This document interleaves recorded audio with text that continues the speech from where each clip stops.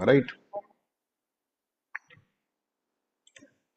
तो let's understand क्या हमने इक्वालिटी के अंदर पढ़ा था। इक्वालिटी की डेफिनेशन हमने बनाने की कोशिश करी थी बच्चों। इक्वालिटी की डेफिनेशन में हमने कहा था कि it is abolition of conventional discrimination, that is very important. Conventional discrimination, ऐसा कन्वेंशनल डिस्क्रिमिनेशन जो कि इलॉजिकल है, जो कि अनरीजनेबल है, जो कि इररेशनल है, राइट। ऐसा conventional discrimination that is known as what, that is known as equality.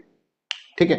हमने कहा था इक्वालिटी के अंदर एक तरह से क्या होगा कि कुछ सेक्शन ऑफ सोसाइटी जो होंगे वो हिस्टोरिकली डिसएडवांटेज के अंदर होते हैं, तो उनके अंदर स्पेशल पॉलिसीज उनके लिए बनाना, that is known as affirmative actions. ठीक है, अफर्मेटिव एक्शंस क्रिएट करना, that is what, that is the equality, right. वो हमने इक्वालिटी के अंदर कंसिडर करा था। फिर हमने देखा था कि there is certain aspect of equality, और इसके अंदर हमने पॉजिटिव इक्वालिटी को समझा था और नेगेटिव इक्वालिटी को हमने इसके अंदर समझा था। पॉजिटिव इक्वालिटी की डेफिनेशन हमने बनाई थी, availability of opportunities to each and every section of society so that each and every individual can develop at its fullest। जबकि नेगेटिव इक्वालिटी के बारे में हमने कहा था absence of privileges and absence of affirmative actions. ठीक है, और इसके बारे में हमने डिफरेंसेस के अंदर समझे थे, राइट। फिर हमने इसके अंदर एक स्टेट की भूमिका के बारे में बात कही थी, what is the role of state. और रोल ऑफ स्टेट के अंदर मैंने आपको बताया था स्टेट जो होगा that play very important role. और स्टेट जो होगा पॉजिटिव इक्वालिटी के अंदर, स्टेट जो होगा that is very powerful state, है ना, बहुत पावरफुल स्टेट होगा, राइट। और उसके अंदर एक वेलफेयरिस्टिक अप्रोच रहेगी, ठीक है, इगैलिटेरियन अप्रोच रहेगी, ठीक है।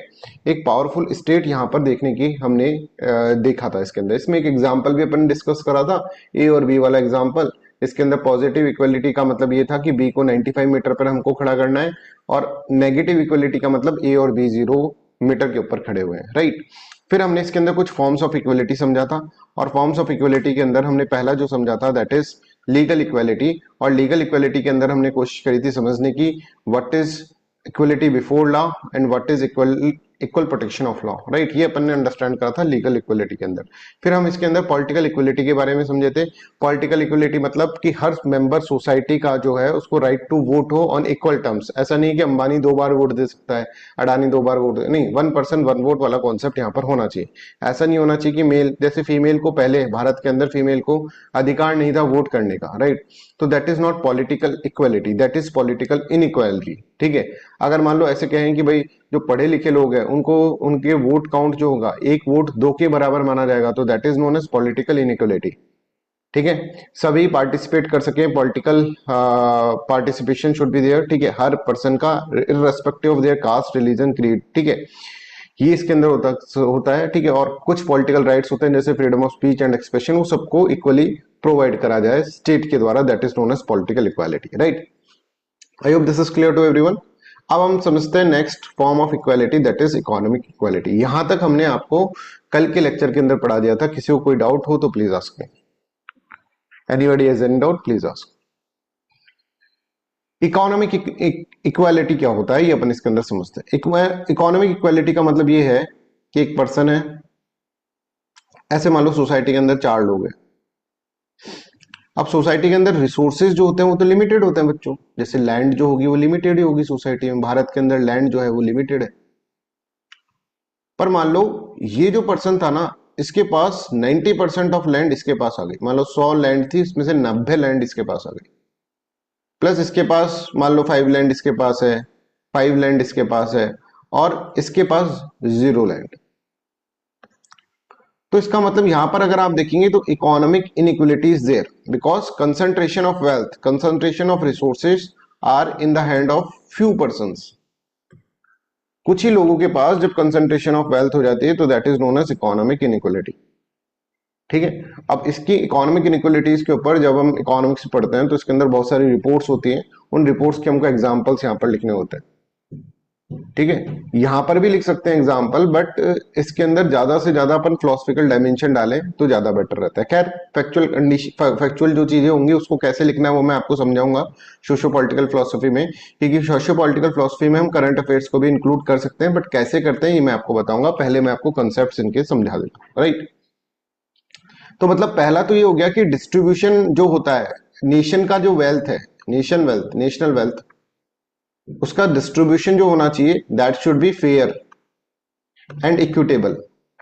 इक्विटेबल ऐसा नहीं कि एक ही आदमी के पास सारी वेल्थ आ जाए, पूरे नेशन की वेल्थ एक ही आदमी के पास।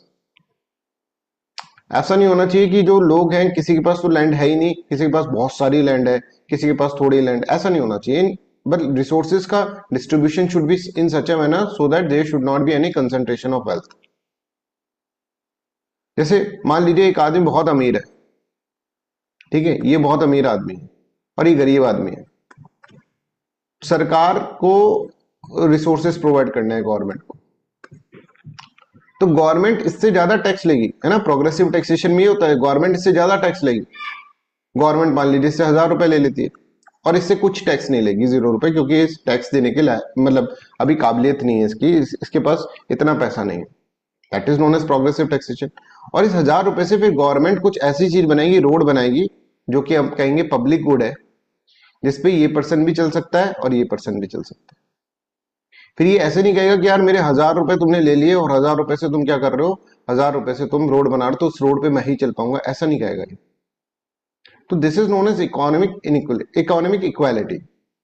बट वहीं on the other hand government कहे कि भाई तेरे से भी हम टैक्स लेंगे, है ना, 1,000 रुपए तेरे से भी लेंगे, 1,000 रुपए तेरे से भी लेंगे, सबको इक्वल, ये भी एक तरह की इक्वालिटी है, but that is negative equality. Negative equality, I hope you are getting this point. ठीक है, कल के लेक्चर से आपको समझ में आ रहा हो।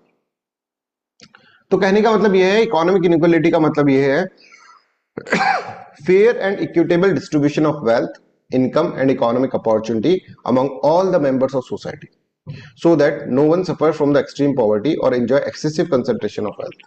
ऐसा नहीं होना चाहिए कोई एक्सट्रीम पॉवर्टी से हो या फिर किसी के पास कंसंट्रेशन ऑफ वेल्थ बहुत ज्यादा हो, ऐसा नहीं होना चाहिए। तो this is known as what, this is known as economic equality. I hope this is clear.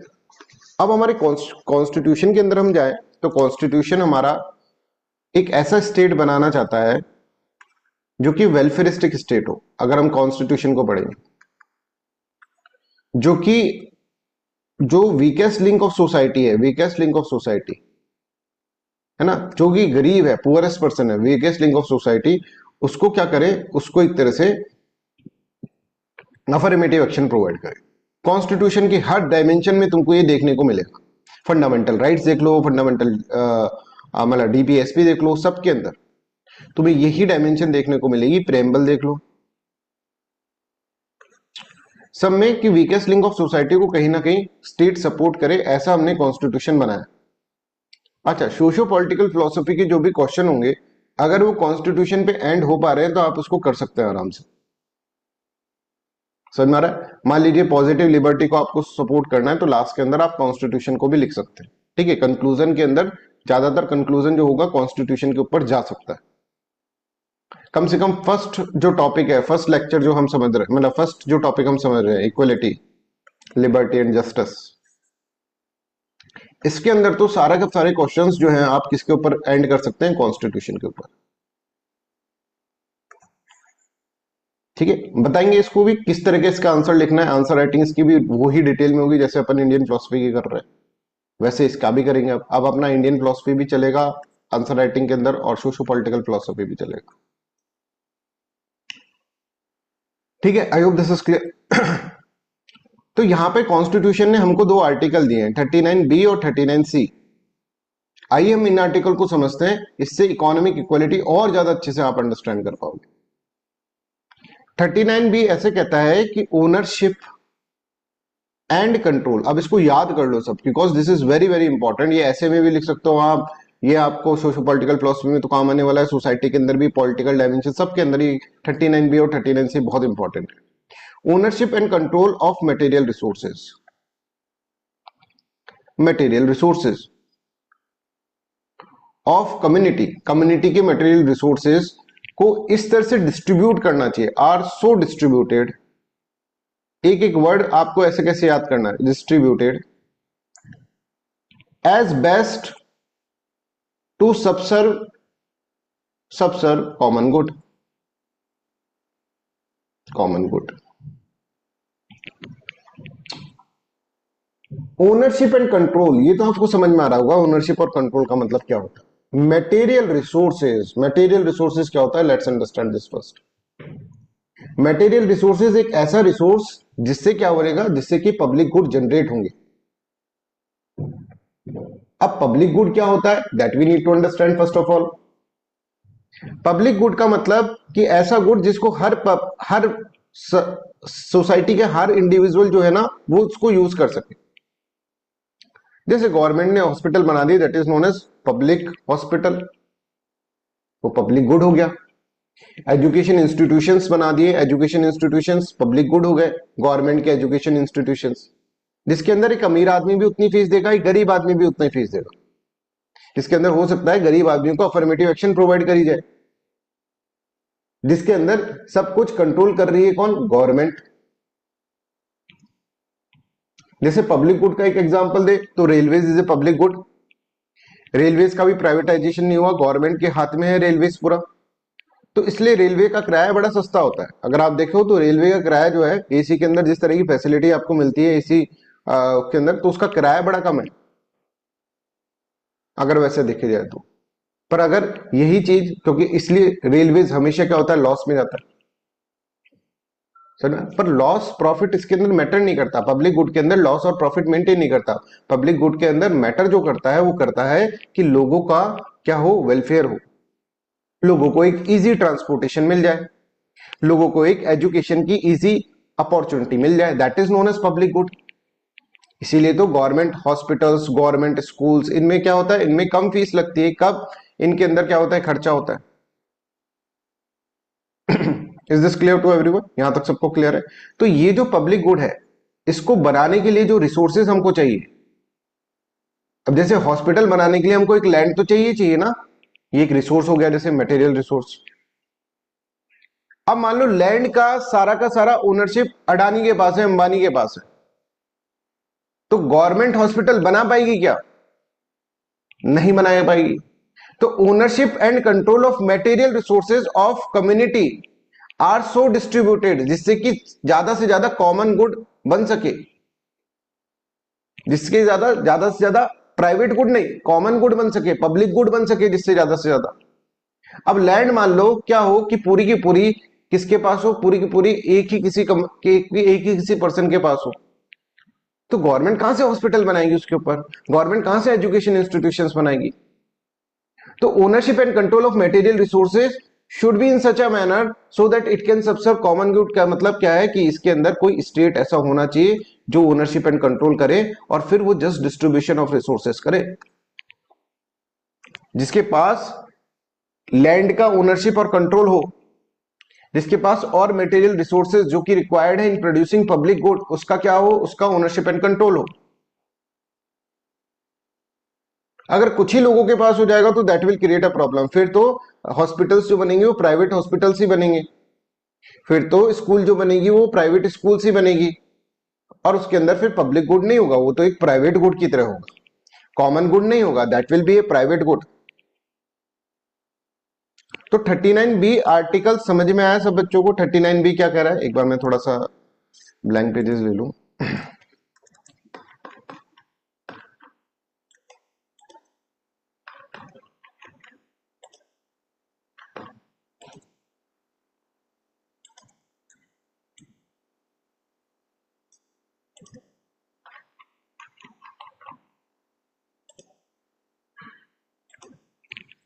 39B का मतलब समझ में आ गया सभी बच्चों को? Anybody is any doubt?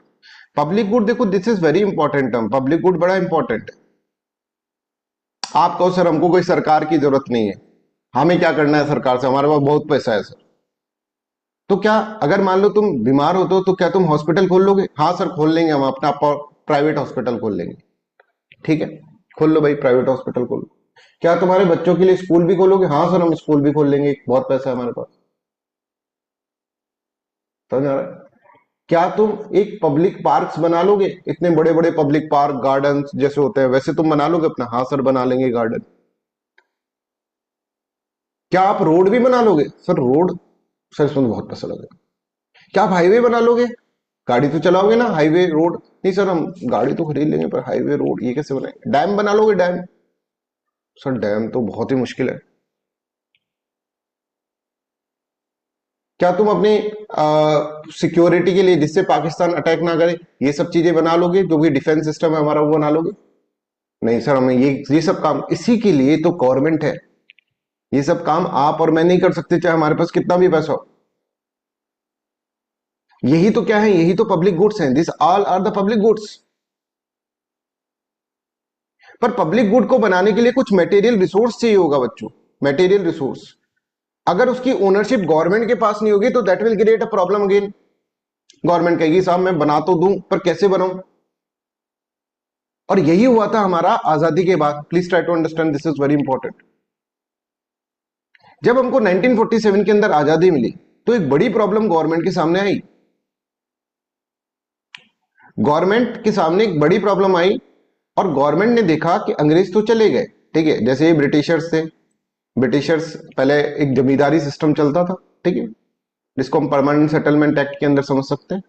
Zamindari system को बहुत शॉर्ट में बताऊं तो ऐसा था कुछ कि ये पीजेंट है, जो टीनेंट्स थे पहले, यहाँ पे जमींदार है, यहाँ पे ब्रिटिशर्स है। ब्रिटिशर्स ने सोचा यार इन टीनेंट्स इन पीजेंट से कौन बात करेगा, इनको हमको ना लैंग्वेज समझ में आती है ना हमको पता है कि इनसे कैसे हम टैक्स ले, तो हम एक जमींदार बना लेते हैं, जमींदार को अपॉइंट कर लेते हैं।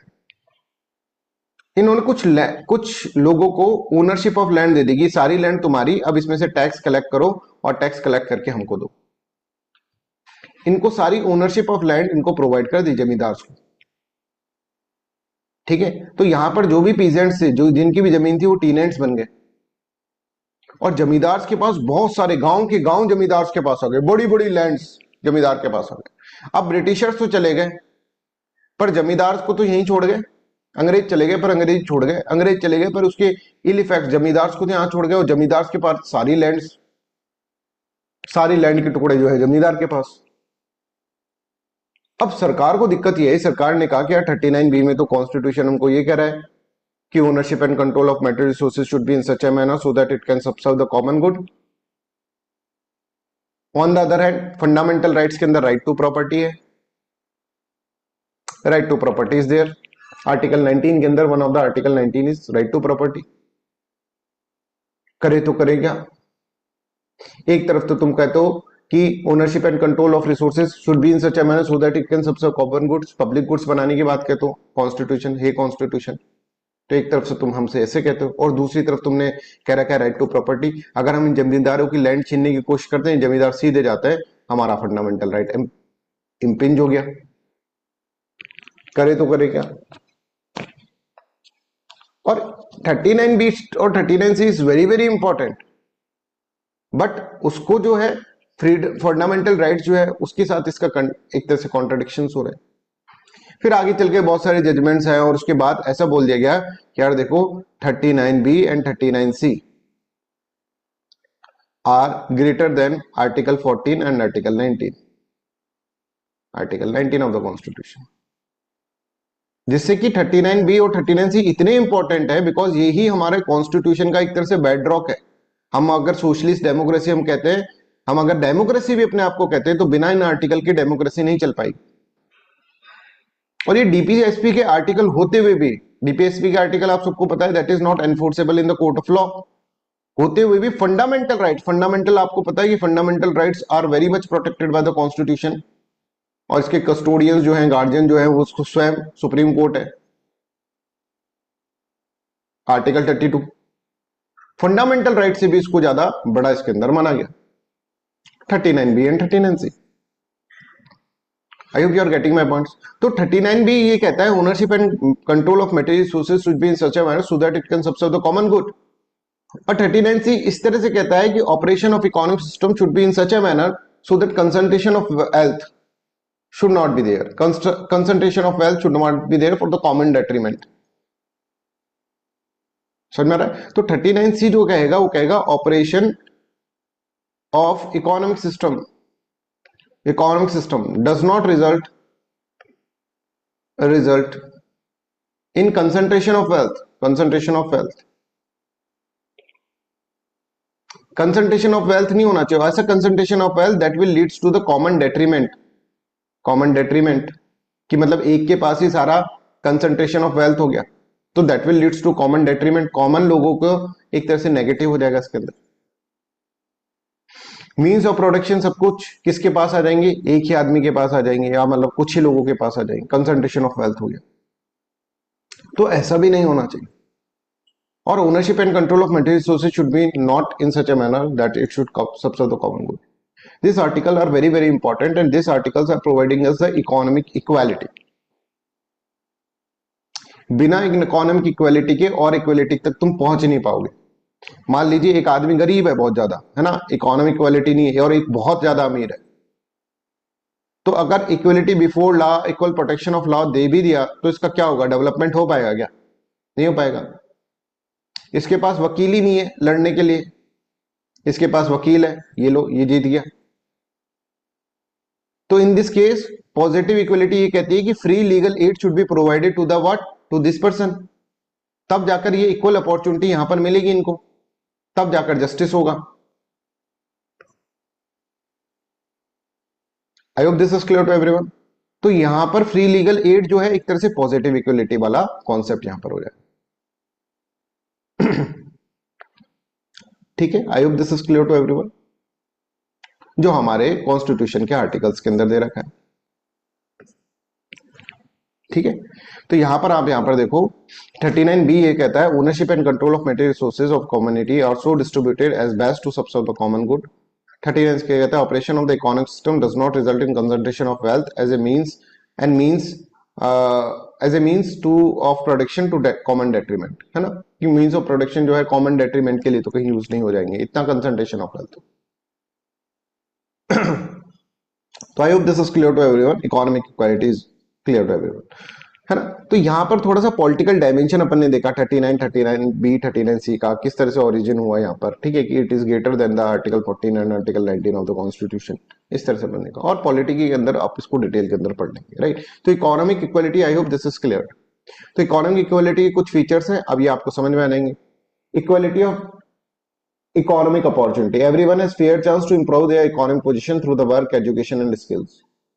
Reduction of income and the wealth gap through progressive taxation, wage policies and social security measures. Reduction of income and wealth gap can happen, right. Prevention of exploitation, ensuring fair wages, safe working condition, protection from the monopolistic practices that will provide you prevention from the exploitation.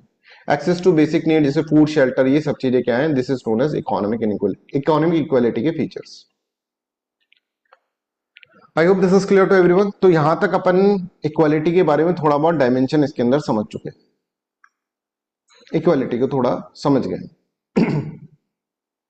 अब आइए हम थोड़े philosophers के बारे में बात करें. एक फिलोसफर हम पढ़ते हैं that is known as Aristotle, और यहां से हम अपनी फिलोसफी, सोशो पॉलिटिकल फिलोसफी के अंदर फिलोसफर आएंगे. पहले अपन ने कॉन्सेप्ट समझा, है ना, अपने इक्वालिटी का कॉन्सेप्ट समझा, फॉर्म ऑफ इक्वालिटी समझे, एस्पेक्ट ऑफ इक्वालिटी समझे. अब हम यहाँ पर अपने फिलोसफर्स को लेके आ रहे हैं. पहला फिलोसफर जो है that is Aristotle. Arastu, a very very important philosopher, जो कि आप डिटेल के अंदर पढ़े हुए. प्लेटो और Aristotle that is there in the western philosophy. Western philosophy के अंदर ये है. एरिस्टोटल के बारे में पहले जान ले थोड़ा कि एरिस्टोटल कौन थे. Aristotle was a Greek philosopher थे बच्चों. जितना जानना इंपॉर्टेंट है उतना जान लेते हैं अपन इनके बारे में, ठीक है. क्योंकि वेस्टर्न फिलोसफी में तो हमको डिटेल के अंदर इनकी फिलोसफी पढ़नी है, फॉर्म्स और आइडिया की फिलोसफी जो है वो इसके अंदर समझनी. प्लेटो के डिसाइपल थे, है ना, शिष्य थे एरिस्टोटल. प्लेटो एक महान फिलोसफर, जैसे हमारे यहाँ पे आचार्य शंकर है, वहां के मान लो वहां के जो फिलोसफर है प्लेटो, उनके ऐसे फिलोसफर थे जिनके फुटनोट्स पे पूरी की पूरी वेस्टर्न फिलोसफी आई है. पूरी western philosophy can be considered as a footnote of the Plato. और भारत के अंदर भी अगर मॉडर्न फिलोसफी की बात करें, मॉडर्न फिलोसफी जो है, ठीक है, मॉडर्न फिलोसफर्स जो है भारत के अंदर, जैसे अरबिंदो हो गए, जैसे कि हम बात करें हमारे स्वामी विवेकानंद हो गए, ये जो भी मॉडर्न फिलोसफर्स हैं, है ना, इनके कहीं ना कहीं फिलोसफीज जो है, basic philosophy are leading towards what, Acharya Shankar के फुटनोट्स पे जा रही. इसी तरह से प्लेटो के फुटनोट्स पे पूरी की पूरी वेस्टर्न फिलोसफी है. खैर, हमें अभी एरिस्टोटल के बारे में समझना है. एरिस्टोटल का अगर हम देखें तो ग्रीक फिलोसोफर है, और ग्रीस के अंदर उस वक्त क्या थी, उस वक्त slavery was going on, slavery system. और slavery system was very draconian system. जैसे हमारे यहाँ पर अनटचेबिलिटी और ये सिस्टम था, वहां पर स्लेवरी सिस्टम वाज देयर. जैसे हमारे यहाँ पर कास्ट डिस्क्रिमिनेशन था, ठीक है, वहां पर स्लेवरी और सिस्टम वाज देयर. इसमें कुछ लोगों को ऐसा बोला जाता था कि they are bound to serve their master. कुछ लोग तो स्लेव्स होते थे, इसके अंदर देखो इस तरह का होता था। कुछ लोग मास्टर क्लास में काउंट होते थे और कुछ लोग स्लेव्स के अंदर काउंट होते थे। मतलब इंसान ही है, दोनों इंसान है, बट इनको हम स्लेव्स बोल रहे हैं। स्लेव्स मतलब गुलाम। गुलाम मतलब समझ तो, गुलाम मतलब जिसको आप कैसे भी एक्सप्लॉइट कर सकते हो, जिसको आप मार भी सकते हो, पीट भी सकते हो, जो काम करना चाहे वो काम करवा सकते हो उससे, किसी भी तरह से किसी भी फॉर्म में एक्सप्लॉइट उसको आप कर सकते हो। You can physically exploit him, you can mentally exploit him. आप उससे काम निकलवाने के लिए कुछ भी कर सकते हो, बिकॉज आप तो क्या हो, आप मास्टर। तो स्लेवरी सिस्टम के अंदर देयर आर टू क्लासेस, एक मास्टर क्लास है, एक स्लेव क्लासेस। और स्लेव्स को ऐसे सोसाइटी ने बोल रखा है कि भाई तुम क्योंकि गुलाम हो, you are bound to be slave, आपको स्लेव ही बने रहना है। और you are bound to serve your master, अपने मास्टर को आपको सर्व करना है। तुम्हारा जन्म ही इसलिए हुआ है। तुम्हारा जन्म क्यों हुआ है, ये बोलते क्यों हुआ है साहब, तुम अपने मास्टर को एक तरह से क्या करो, मास्टर को सर्व करो। और मास्टर तुम्हारे ऊपर कुछ भी कर सकता है। कोई तुमने काम नहीं करा ढंग से तो तुमको मार पीट के भी काम करा लेगा, तुमको मार खानी पड़ेगी। ठीक है, I hope this is clear. अच्छा ये बताओ, हैरी पॉटर मूवी किसने देखी है? Just let me know once. Harry Potter movie किसी ने देखी है? किसी ने नहीं देखी? चेतन ने देखी है, और किसी ने नहीं देखी बच्चों? बता दो, वैसे कोई दिक्कत नहीं है, अगर देखिए तो इट्स गुड थिंग। मूवी देखना तो अच्छी बात है, काफी चीज समझ में आती है मैं उससे। ओके, चलो हैरी पॉटर में तो फिर देखी नहीं है तो क्या, केतन को बता देते हैं बस। केतन जो डॉबी कैरेक्टर था ना उसके अंदर, डॉबी, राइट? तो डॉबी जो था, that is what, that was a slave, है ना? खैर, अब किसी ने देखी नहीं है तो क्या बात करें इसके बारे में, राइट? चलो तो अब एरिस्टोटल जो थे ना, वो थे मास्टर क्लास के। मास्टर क्लास, है ना? मास्टर क्लास को ऐसे माना जाता है कि master class is a intellectual class. Master class जो है वो इंटेलेक्चुअल क्लास, और मास्टर क्लास जो है वो, उसका पूरा का पूरा नेशंस की वेल्थ पे, नेशन की वेल्थ पे जो है ना, उसका हक है। जब भी डिस्ट्रीब्यूशन ऑफ रिसोर्सेज करेंगे तो स्लेव को कुछ नहीं देंगे, स्लेव को कुछ नहीं देंगे। अच्छा, he was very much bias towards the master class. अब देखो, अरिस्टोटल जैसा महान फिलोसफर है, जिसने पॉलीमैथ जिसको अपन बोल सकते हैं, जिसने फिलोसफी, एस्ट्रोलॉजी, एस्ट्रोनॉमी, हर एक चीज के बारे में उसने क्या है, इन्वेंशंस करी है। सोसाइटी के अंदर पॉलिटिकल डायमेंशंस में, पॉलिटी में तुम या कॉन्स्टिट्यूशन बोलते हो, बहुत सारी चीजें तो अरिस्टोटल से ही ली गई है।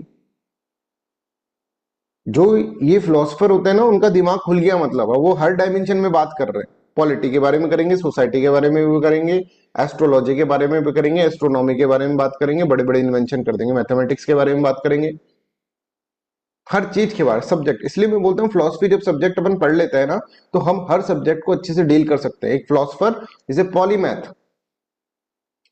आपने देखा, मैंने बहुत सारे सब्जेक्ट्स पढ़ा रखे हैं, ठीक है? कुछ तो लोग काफी सब्जेक्ट्स मेरे से पढ़े हुए हैं, कुछ तो पूरे पूरे सब्जेक्ट्स ही मेरे से पढ़े हुए हैं। ज्योग्राफी, हिस्ट्री, है ना, आर्ट एंड कल्चर से लेकर सारे सब्जेक्ट आपने मेरे से पढ़े हुए हैं। क्यों, मैं क्यों पढ़ा पा रहा हूं उनको? क्योंकि फिलोसफी जो है ना, इसके अंदर फिलोसफी प्ले वेरी इंपॉर्टेंट हो। क्रिटिकल थिंकिंग आ गई माइंड के अंदर, ये हमें पता नहीं चलता पर धीरे धीरे डेवलप होती है। That's why philosophy is very important subject. ठीक है, अब आप, मैं इसलिए इसके बारे में अगेन, कहीं आपको ऐसा ना लगे, पर अब तो आपको समझ में आ रहा है कि ये कोई, मैं आपको कोर्स लेने के लिए तो नहीं बोल रहा हूँ, क्योंकि कोर्स तो आप ले चुके हो। बट आप धीरे धीरे खुद भी ऑब्जर्व करोगे कि इतना अच्छा सब्जेक्ट है, इसके कुछ फायदे हैं, उन फायदे को आपको पता होना चाहिए। खैर, एरिस्टोटल भी इसी तरह से पॉलीमैथ थे, बट यहां पर वो बहुत ही मास्टर क्लास की तरफ बायस थे। वो स्लेवरी सिस्टम को सपोर्ट करते थे। एरिस्टोटल तो ऐसे बोलते थे, एक स्लेव जो है ना, that is not a human being. एक ह्यूमन बीइंग ही नहीं है वो तो, एक स्लेव ह्यूमन बीइंग ही नहीं है। सोच कर देखो, बोलता है ये तो सब ह्यूमन है, इनकम्प्लीट ह्यूमन है। आप देखो हमारे यहाँ पे तो कास्ट सिस्टम कुछ नहीं था, यहाँ की स्लेवरी के आगे। ये तो इसको इंसान ही नहीं मान रहे, साफ साफ बोल रहे हैं सब ह्यूमन है, इनकम्प्लीट है। और सिर्फ और एक तरह से बारबेरियन है, बारबेरियन जो हमेशा लड़ाई करता रहता है उसके बारे में। तो इसको ठोक पीट के सही करना पड़ेगा हमको, मतलब वो वायलेंस के खिलाफ थे इनके, स्लेव्स के, पर वो ऐसे बोलते हैं इनको हमेशा एक तरह से हमको क्या करना पड़ेगा, दबा के रखना पड़ेगा, तभी जाकर ये लोग काम कर पाएंगे इस संसार के अंदर। कुछ लोग जो है वो प्रोडक्शन के लिए हैं, सिर्फ और सिर्फ काम करने के लिए, प्रोडक्शन के लिए, बिकॉज उनके अंदर दिमाग नहीं है, बिकॉज दे आर सब ह्यूमन। ये एरिस्टोटल जैसा महान फिलोसफर बोल रहा है स्लेवरी को सपोर्ट करते हुए, आप ये देखिए, स्लेवरी को सपोर्ट करते हुए इस तरह से बोल रहे हैं। ये बोलते हैं इनको तो सिर्फ प्रोडक्शन करने के लिए है, ये they belongs to the master class, slaves are belongs to the master class, मतलब मास्टर क्लास की एक प्रॉपर्टी है स्लेव्स। मास्टर जैसा चाहे इनको यूज कर सकते, they are born to serve their master. I hope this is clear. ये ऐसे, ये एक पॉइंट इनका ऐसा रहता था एरिस्टोटल का, नहीं क्रुएल्टी मत करो भाई, क्रुएल्टी नहीं करना चाहिए हमें, पर इनको डांट डपट कर हमें एक तरह से फिजिकल अब्यूज नहीं करना चाहिए, पर हम इनको एक तरह से दबा के रखने का कॉन्सेप्ट ये एरिस्टोटल इसके अंदर बोलते हैं। और मास्टर क्लास मतलब हर जो मास्टर था अपने आप को ऐसा समझता था कि we are superior than the slaves. ये स्लेव्स तो सब ह्यूमन है, ये तो इनकम्प्लीट है, बारबेरियन है, इनके ऊपर अगर हम अत्याचार कर रहे हैं ना तो इनको सुधारने के लिए कर रहे हैं। आई होप दिस इज क्लियर, यहां तक समझ में आ रहा है। तो इस तरह से एरिस्टोटल जो है स्लेवरी के बारे में बात कर रहा है। तो ऐसे थॉट प्रोसेस का इंसान जो है उसको अगर हम कहें कि भाई तुम डिस्ट्रीब्यूटिव जस्टिस क्रिएट करो, डिस्ट्रीब्यूटिव जस्टिस मतलब कि आप नेशन की वेल्थ को, मान लो नेशन की वेल्थ पूरी की पूरी ओनरशिप एंड कंट्रोल एरिस्टोटल को दे दे और बोले कि अब इसको डिस्ट्रीब्यूट करो, ये मास्टर है और ये स्लेव्स है। बताओ एरिस्टोटल किसको ये नेशन वेल्थ देने की बात करेगा, डिस्ट्रीब्यूशन करने की बात करेगा, बताएं। मास्टर को देगा कि स्लेव को देगा? मास्टर को देगा, राइट। और यही डिस्ट्रीब्यूटिव जस्टिस है किसका, एरिस्टोटल का। एरिस्टोटल पता है क्या कहते हैं, एरिस्टोटल कहते हैं कि मास्टर क्लास तो भाई मास्टर क्लास है, वो तो बड़ी इंटेलेक्चुअल क्लास है, तो प्रॉपर्टीड क्लास है, उसका तो नेशन वेल्थ के अंदर बहुत ज्यादा कंट्रीब्यूशन है, तो सारी वेल्थ उनको ही दे देनी चाहिए। स्लेव ये तो तुच्छ प्राणी है, ये क्या करेगा प्रॉपर्टी का, इसको तो कुछ पैदा ही करना नहीं आता, इसको पैदा करना आता है बट अगेंस्ट, मतलब under the guidance of the master. इसको दे देंगे जमीन, इसका तो दिमाग ही नहीं, क्या करेगा, नेशन वेल्थ खराब कर दी तुमने लोग, लैंड का टुकड़ा इसको दे दिया, अब ये क्या करेगा इसमें, तो बारबेरियन है, ये इंसान ही नहीं है। I hope you are getting my point. तो ऐसे विचार थे हमारे महान फिलोसफर एरिस्टोटल के, ठीक है।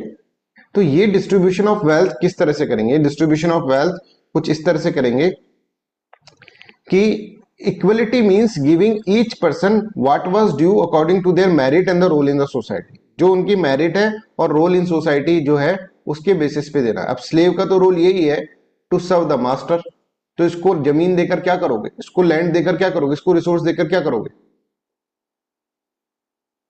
ठीक है। तो यहां पर देखो, in his view the educated and propertied class were more accessible of virtue and the governance. Virtue और गवर्नेंस के लिए एजुकेटेड और propertied class is very important, तो उसको ही रिसोर्सेज दे देने चाहिए, उसको ही सारे रिसोर्सेज दे देने चाहिए। और यहां से ये एक लाइन लेकर आएंगे, दैट इज वेरी इंपॉर्टेंट, जो मैंने कल आपको बताई थी equality before protection, equal protection of law के अंदर। ये लाइन अब तुम्हें यहां पर समझ में आएगी, दो डायमेंशन में इसको कैसे यूज कर सकते हैं इस लाइन को, बहुत इंपॉर्टेंट लाइन है। इन्होंने एक लाइन दी इक्वल्स, ये लाइन एरिस्टोटल की, should be treated as equals and unequals should be treated as unequals। Very important line. Aristotle कह रहे हैं कि इक्वल्स को इक्वल्स की तरह ट्रीट करना, मतलब मास्टर जो है ना उसको मास्टर की तरह ट्रीट करो तुम, समझ आ रहा है। और अनइक्वल मतलब आप स्लेव्स को स्लेव्स की तरह ट्रीट करो। While distribution of resources. Master जो है इसका कंट्रीब्यूशन बहुत ज्यादा है स्टेट की, मतलब कंट्री की वेल्थ के अंदर। जैसे अडानी का बहुत ज्यादा कंट्रीब्यूशन है, उसने बहुत सारे पोर्ट्स बना रखे हैं, बहुत सारे उसने सिस्टम्स बना रखे हैं, अडानी कम्युनिकेशन, अडानी पोर्ट्स और ये सब चीजें, बहुत सारी चीजें के अंदर, अडानी इलेक्ट्रिसिटी और ये सब, तो कंट्रीब्यूशन ज्यादा है उसका, तो उसको वेल्थ ज्यादा दे दो। अगर इनको एरिस्टोटल हमारे देश में आकर बोलते हैं ना, तो बोलते हैं अडानी अंबानी देखो कितना कंट्रीब्यूशन है, और देवराज वर्मा, अंजलि शर्मा, मनोज, अंजलि पवार, इनका तो कोई कंट्रीब्यूशन ही नहीं है, तो इनको जमीन देकर क्या करोगे? जमीन किसको दे दो? अडानी अंबानी को दे दो, क्योंकि उनका कंट्रीब्यूशन जो है, उनका रोल जो है सोसाइटी के अंदर वो ज्यादा है। तो मास्टर को मास्टर की तरह ट्रीट करो और स्लेव को स्लेव की तरह ट्रीट करो। ये कौन बोल के गए? ये एरिस्टोटल बोल के गए। ये देखिए यहां पर एरिस्टोटल बोल रहे हैं यहां पर equality means equal treatment for equals and unequal treatment should be for the unequals. ठीक है, equal treatment for the equals and, मतलब equal should be treated equally and unequal should be treated as unequally.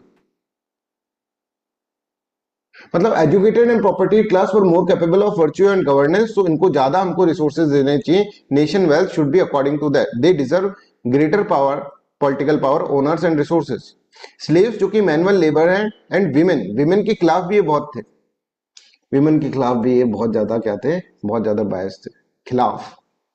Women को भी ये एक human being नहीं मानते थे, सब ह्यूमन ही मानते थे। इसके बारे में हम बात करेंगे जब हम जेंडर डिस्क्रिमिनेशन, हमारे सोशियो पॉलिटिकल फिलोसफी के अंदर तो सारी सोसाइटी है, जेंडर डिस्क्रिमिनेशन, कास्ट डिस्क्रिमिनेशन के बारे में अलग से बात करेंगे हम।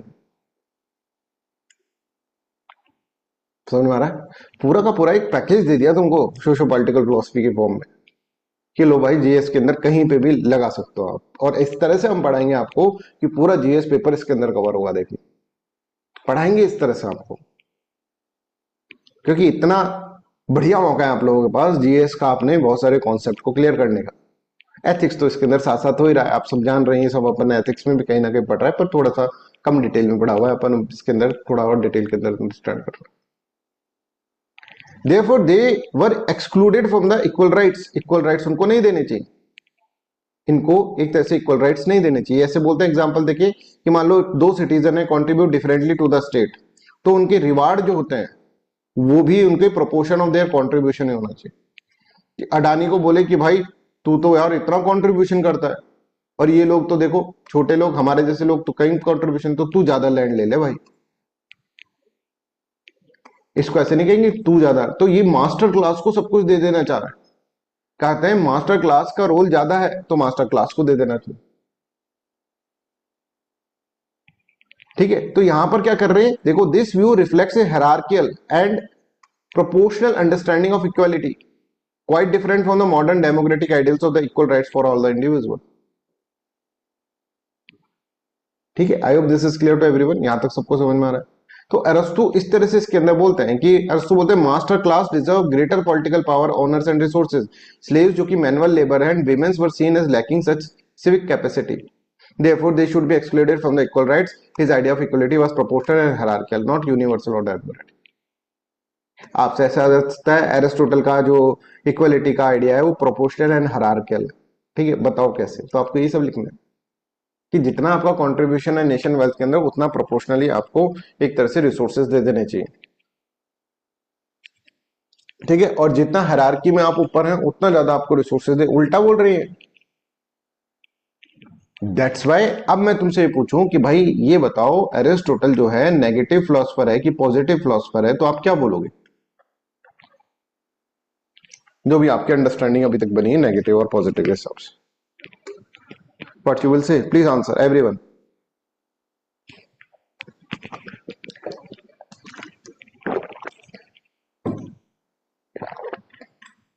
समझ में आ रहा है? आप समझे नेगेटिव फिलोसफर का मतलब क्या होता है? ठीक है, तो यहां पर अगर एरिस्टोटल से कहें कि भाई ए तो मास्टर है और बी स्लेव है, ये 100 मीटर की रेस है, तो एरिस्टोटल हो सकता है ऐसा कह दे कि ए को तो तुम 50 मीटर पे खड़ा कर दो, इसको 0 मीटर पे रखो, ये स्लेव है, ये क्या compete करेगा, ऐसा कह दे एरिस्टोटल। ठीक है, he is supporting slavery system. आप देखो स्लेवरी सिस्टम, जैसे मान लो एरिस्टोटल हमारे यहाँ पर होता तो अपर कास्ट में होता, और वो कहता कास्ट डिस्क्रिमिनेशन होना ही चाहिए, ऐसा समझो तो, है ना। हमारे यहाँ का स्लेवरी सिस्टम अगर हम देखें तो कास्ट या फिर वो होता, तो यहाँ पर हमारे यहाँ पर बोलता कि जेंडर डिस्क्रिमिनेशन होना ही चाहिए, gender discrimination is a good thing. वैसे वहां पे स्लेवरी जो है ट्रैकवाली, जिसमें इंसानों को आप स्लेव बनाकर रख रहे हैं, गुलाम बनाकर रख रहे हैं, एक तरह से एनिमल की तरह ट्रीट कर रहे हैं, तो वैसा सिस्टम जो है इस तरह। तो I hope this is clear to everyone. तो हमने अभी एक नेगेटिव फिलोसफर इसके अंदर पढ़ा है, that is known as what, Aristotle. और एरिस्टोटल का जस्टिस, डिस्ट्रीब्यूटिव जस्टिस, ये को equal treatment for equals and unequal should be treated as unequal. अब बात ये आती है sir, equal should be treated as equal and unequal should be treated as unequal. ये तो हमारे कॉन्स्टिट्यूशन में भी दे रखा है, इक्वल प्रोटेक्शन ऑफ लॉ में। पर हम इक्वल प्रोटेक्शन ऑफ लॉ को देखते हैं तो वो तो बड़ा सही लगता है हमको, कल आपने बताया था, जिसके अंदर ये बोला होता है कि गरीबों को ज्यादा अफर्मेटिव एक्शन दे दो, है ना। यही था ना कि राइट टू एजुकेशन, मैंने आपको बताया था कल के लेक्चर के अंदर। राइट, देखो भाई कल का लेक्चर जो पिछले लेक्चर है उनको सबको याद रखना पड़ेगा। तो ऐसा सिर्फ पढ़ने से या लेक्चर सुनने से काम नहीं चल जाएगा, उसके ऊपर फिर आपको स्टडी भी करनी पड़ेगी, अपना दिमाग भी लगाना पड़ेगा, ब्रेन स्टॉर्मिंग भी करनी होगी। हम बहुत सारे एग्जाम्पल देंगे आपको, बट उन एग्जाम्पल को आपको याद भी रखना पड़ेगा। ऐसा नहीं पीछे का बुला रहा हूँ तुम बोलते जा रहे हो, इसमें बहुत बहुत गुस्सा आता है फिर कि आप पीछे का भूल क्यों रहे हो। फिर आपको याद करनी है, आपकी ड्यूटी है कि आप उसको रिवाइज करो बार बार बार बार बार बार बार बार। ना, पीछे को भूलना नहीं है भाई किसी को, दैट इज वेरी इंपॉर्टेंट। अगर भूलोगे तो फिर कोई मतलब नहीं है पढ़ने का, फिर आप पढ़ाई छोड़ सकते हो कि पढ़ाई छोड़ दो, फिर क्यों क्यों मैं मेहनत भी कर रहा हूँ फिर आप याद भी नहीं रख रहे हो। तो पीछे का सबको याद रखना है। हम कोशिश कर रहे हैं, जैसे आप इंडियन फिलॉसफी पढ़ गए ना, तो तुमको भूलने थोड़े ना दे देंगे हम इंडियन फिलॉसफी। अब टेस्ट होंगे, अच्छा मैंने अब आपसे ये प्रॉमिस करा, अब जैसे टेस्ट होगा ना तो टेस्ट की कॉपीज 2 डेज के अंदर आपको दे दी जाएगी, ठीक है। बट आप सभी टेस्ट टाइमली देंगे, संडे को ही सारा, मतलब आज के दिन ही सब टेस्ट दे देना, दैट इज वेरी इंपॉर्टेंट, ठीक है। तो ट्यूसडे वेडनेसडे तक मैक्सिमम सबके पास कॉपीज हो जाएंगी अपनी, ठीक है। फिर अपन उसको एक बार डिस्कस भी कर लेंगे टेस्ट को कि इसके अंदर आपने देखो इस तरह से लिखना था। वैसे तो मैं पूरे नोट्स डालकर ही दूंगा आपको, ठीक है, तो उसमें सबको समझ में आ जाएगा। फिर भी किसी को कोई प्रॉब्लम होती है तो कॉल कर लेना, कोई दिक्कत नहीं। तो I hope this is clear to everyone, यहां तक सबको क्लियर है? Anybody is any doubt please let me know, ठीक। चलो तो हम यहाँ पे एरिस्टोटल को, एक नेगेटिव फिलोसफर को हमने इसके अंदर इस तरह, अच्छा ये मैं बता रहा था, sorry, equal protection of law के अंदर तो हम कहते हैं कि राइट टू एजुकेशन है, उसके अंदर 25% seats are reserve for the private, for the economically weaker section of society. Sir ये तो अच्छी चीज है, और आपने जब इक्वल प्रोटेक्शन ऑफ लॉ बनाया था तो आपसे बोल रहा equal should be treated as equal और unequal should be treated as unequal. फिर आपने कहा था एरिस्टोटल पढ़ाएंगे तब आपको इसको समझाएंगे, ठीक है, ऐसे ही बोला था कल के लेक्चर के अंदर, अगर आप लोगों को याद हो तो। अब देखो हमने इस चीज को हमारे कॉन्स्टिट्यूशन के हिसाब से यूज कर लिया। हमने कहा कि भाई unequal should be treated as unequal और equal should be treated as equal. देखो यही लाइन को अरिस्टोटल की, equal should be treated as equal और unequal should be treated as unequal, इसी लाइन को हमने कैसे यूज कर लिया आप इसको समझो कि अमीर तो अमीर है, उसको अमीर की तरह ट्रीट करो, और गरीब तो गरीब है, उसको गरीब की तरह ट्रीट करो। देखो गरीब जो गरीब है ना तो उसको अफर्मेटिव एक्शन चाहिए, इसलिए उसको गरीब की तरह ही ट्रीट करो। देखो वही चीज को हमने उल्टा बना लिया ना, डायगोनिकली अपोजिट। अरिस्टोटल तो बोल रहा था मास्टर को मास्टर की तरह ट्रीट करो, स्लेव को स्लेव की तरह ट्रीट। हमने कहा अमीर को अमीर की तरह ट्रीट करो, अमीर आदमी तो अमीर है, उसको क्या पैसा देना, उसको क्या रिजर्वेशन देना, उसको क्या सीट्स रिजर्व करना। पर गरीब गरीब गरीब है भाई, बहुत गरीब है, वो बेचारा खुद नहीं पढ़ सकता, खुद नहीं लिख सकता, तो उसको पढ़ाई करवाओ, उसको राइट टू हेल्थ दो, राइट टू एजुकेशन दो, राइट टू हेल्थ एजुकेशन ये सब चीजें प्रोवाइड होनी चाहिए उसको। तो गरीब है, अमीर तो अमीर है। अमीर को क्या हमको अफर्मेटिव एक्शन देना, अमीर को क्या प्रिविलेजेस देनी, पर गरीब गरीब को तो हमको अफर्मेटिव एक्शन देना चाहिए, गरीबी से बाहर निकल। Is this clear to everyone? अगर equal should be treated as equal and unequal should be treated as unequal, ऐसी लाइन आ जाती है डिस्कस में, तो दोनों पॉइंट आपको लिखने पड़ेंगे। समझ में आ रहा है सबको? एक पॉजिटिव लिबर्टी भी इधर से ही निकल, पॉजिटिव इक्वालिटी भी इधर से ही निकल रही है, निकल सकती है, और नेगेटिव इक्वालिटी एरिस्टोटल वाली भी इधर से निकल सकती है।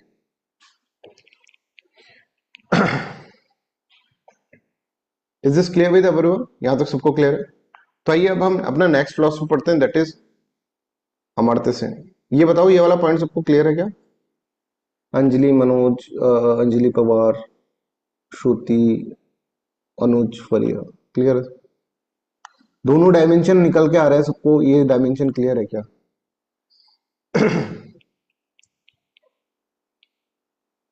ठीक है, चलिए अब हम अपना नेक्स्ट फिलोसफर पढ़ते हैं, that is what, that is Amartya Sen. Amartya Sen के बारे में पढ़ते हैं, जो कि पॉजिटिव इक्वलिटेरियन है।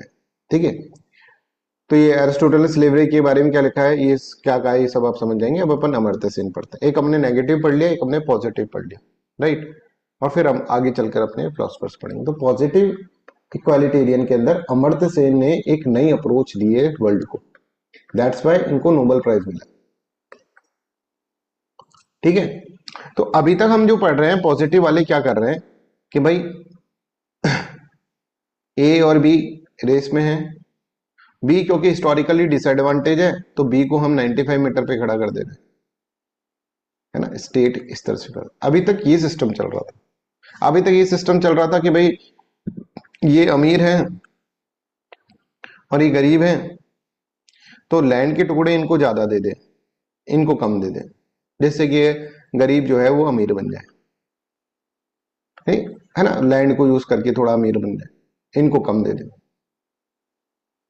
अमर्त्य सेन कहेगा कि यार सिर्फ रिसोर्सेज देने से काम नहीं चलेगा भाई।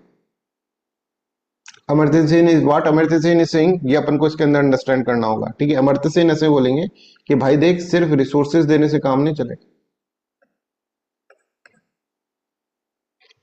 इनकी फंक्शनल कैपेबिलिटीज भी आपको बढ़ानी होगी, कैपेबिलिटीज भी आपको बढ़ानी पड़ेगी। मतलब तुमने सिर्फ इसको जमीन दे दी, इससे काम नहीं चलेगा। इस बंदे को तुमने, इन लोगों को जमीन दे दी, इससे काम नहीं चलेगा। क्या आपने 3 जमीन इसको दे दी, 2 जमीन इनको दे दी, इनकी फंक्शनल कैपेबिलिटीज, मतलब उस जमीन को यूटिलाइज करने की कैपेबिलिटीज भी इनकी इंप्रूव होनी चाहिए। I hope you are getting this. मान लीजिए ये पर्सन जो है, इसके पास जमीन आ तो गई है, पर अब ये जमीन पे कुछ करना नहीं जानता है, बिकॉज इसके पास इतना दिमाग नहीं है करने लायक कि यार ये इंडस्ट्री खोलूं तो कैसे खोलूं, इसको नहीं पता। तो ये जमीन का क्या करेगा? इतना नहीं, ये 2 जमीन में भी बहुत अमीर हो जाएंगे ये लोग। ये 3 जमीन को भी, एक तो जमीन भी वेस्ट हो गई फिर तुम्हारी, कुछ करे भी नहीं, खाद डाल के सो गए, यहां पर खाद बिछा के सो गए, इनको पता ही नहीं चल रहा क्या करूं जमीन का। तो इनकी क्या करना है तुमको, स्किल डेवलपमेंट भी करनी है साथ साथ भाई। ये वाला जो कॉन्सेप्ट है, ये वाला कॉन्सेप्ट अमर्त्य सेन का है कि इनकी कैपेबिलिटीज भी इनकी इंप्रूव करनी, इनकी कैपेसिटीज भी डेवलप करनी है। बिना कैपेसिटी डेवलप करके आप सिर्फ रिसोर्स रिसोर्स प्रोवाइड कर देंगे, then it is not okay. समझ में आ रहा? आपने सिर्फ स्कूल बना दिए, then it is not okay. School तक लोग पहुंचे भी, गरीब आदमी स्कूल तक पहुंचे भी, स्कूल के अंदर क्वालिटी इंप्रूव होनी चाहिए, सिर्फ स्कूल खड़े करने से नहीं होगा। स्कूल के अंदर ट्रांसपोर्टेशन ऐसा होना चाहिए कि स्कूल तक बच्चे पहुंच भी पाए। स्कूल के अंदर एक ऐसा एनवायरनमेंट होना चाहिए जो आपको पुश करे कि आप आओ, सॉरी पुल करे कि आप आओ, पुल अप्रोच। कि स्कूल के अंदर क्वालिटी के टीचर भी होने चाहिए, कि वहां पे स्कूल में बच्चा गया और बच्चे को कुछ पढ़ाई लिखाई कराई नहीं, तो उससे क्या मतलब है? स्कूल खोलने भर से कुछ नहीं होगा, लैंड देने भर से कुछ नहीं होगा, उसके अंदर राइट एक अधिकार ये भी मिलना चाहिए कि स्किल डेवलपमेंट का भी अधिकार हो उनके पास। इनको एंटरप्रेन्योरशिप की स्किल्स देनी पड़ेंगी, तब जाकर इक्वलिटी आएगी समाज के अंदर। नियर रिसोर्सेस के डिस्ट्रीब्यूशन से काम नहीं चलेगा, फंक्शनल कैपेबिलिटीज भी इंप्रूव करनी पड़ेगी भाई साहब की। ये आदमी को तुमने लैंड दे दिया, ये बेचारा बीमार है, ट्यूबरक्लोसिस हो रहा है, इसको खांस खांस के परेशान है, हॉस्पिटल क्यों नहीं जा पा रहा? हॉस्पिटल में बड़ी महंगाई है। तो राइट टू फ्री हेल्थ भी इसको देनी पड़ेगी, राइट टू हेल्थ भी इसको प्रोवाइड करना पड़ेगा इस आदमी को, क्योंकि ये लैंड यूटिलाइज कर सके इसके लिए इसको राइट टू एजुकेशन भी होना चाहिए, राइट टू स्किल डेवलपमेंट भी होना चाहिए। बिना इसके लैंड का ये क्या करेगा? तो अमर्त्य सेन ऐसे बोलते हैं कि आपको फंक्शनल कैपेबिलिटीज भी इनकी इंप्रूव करनी है, नेसेसरी स्किल डेवलपमेंट, इसके अंदर नेसेसरी कैपेसिटी बिल्डिंग, जिससे कि उस रिसोर्सेस को ये यूज कर सके, दैट इज वेरी इंपॉर्टेंट। एक गवर्नमेंट है, उसने कहा कि यार मेरे को फार्मर के लिए बहुत बड़ा काम करना है, उसने फार्मर को ट्रैक्टर्स दे दिए।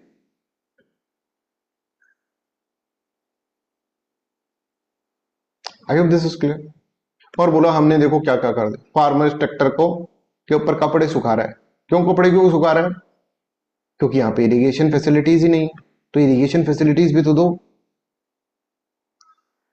इसको पता ही नहीं ट्रैक्टर कैसे चलाते हैं, मॉडर्न टेक्नोलॉजी को कैसे यूज करा जाए इसको पता ही नहीं है, स्किल डेवलपमेंट ही नहीं है, ट्रेनिंग ही नहीं है, इसकी फंक्शनल कैपेबिलिटीज इंप्रूव ही नहीं है, मार्केट तक एक्सेस ही नहीं है, लो ट्रैक्टर का क्या करेगा बेचारा।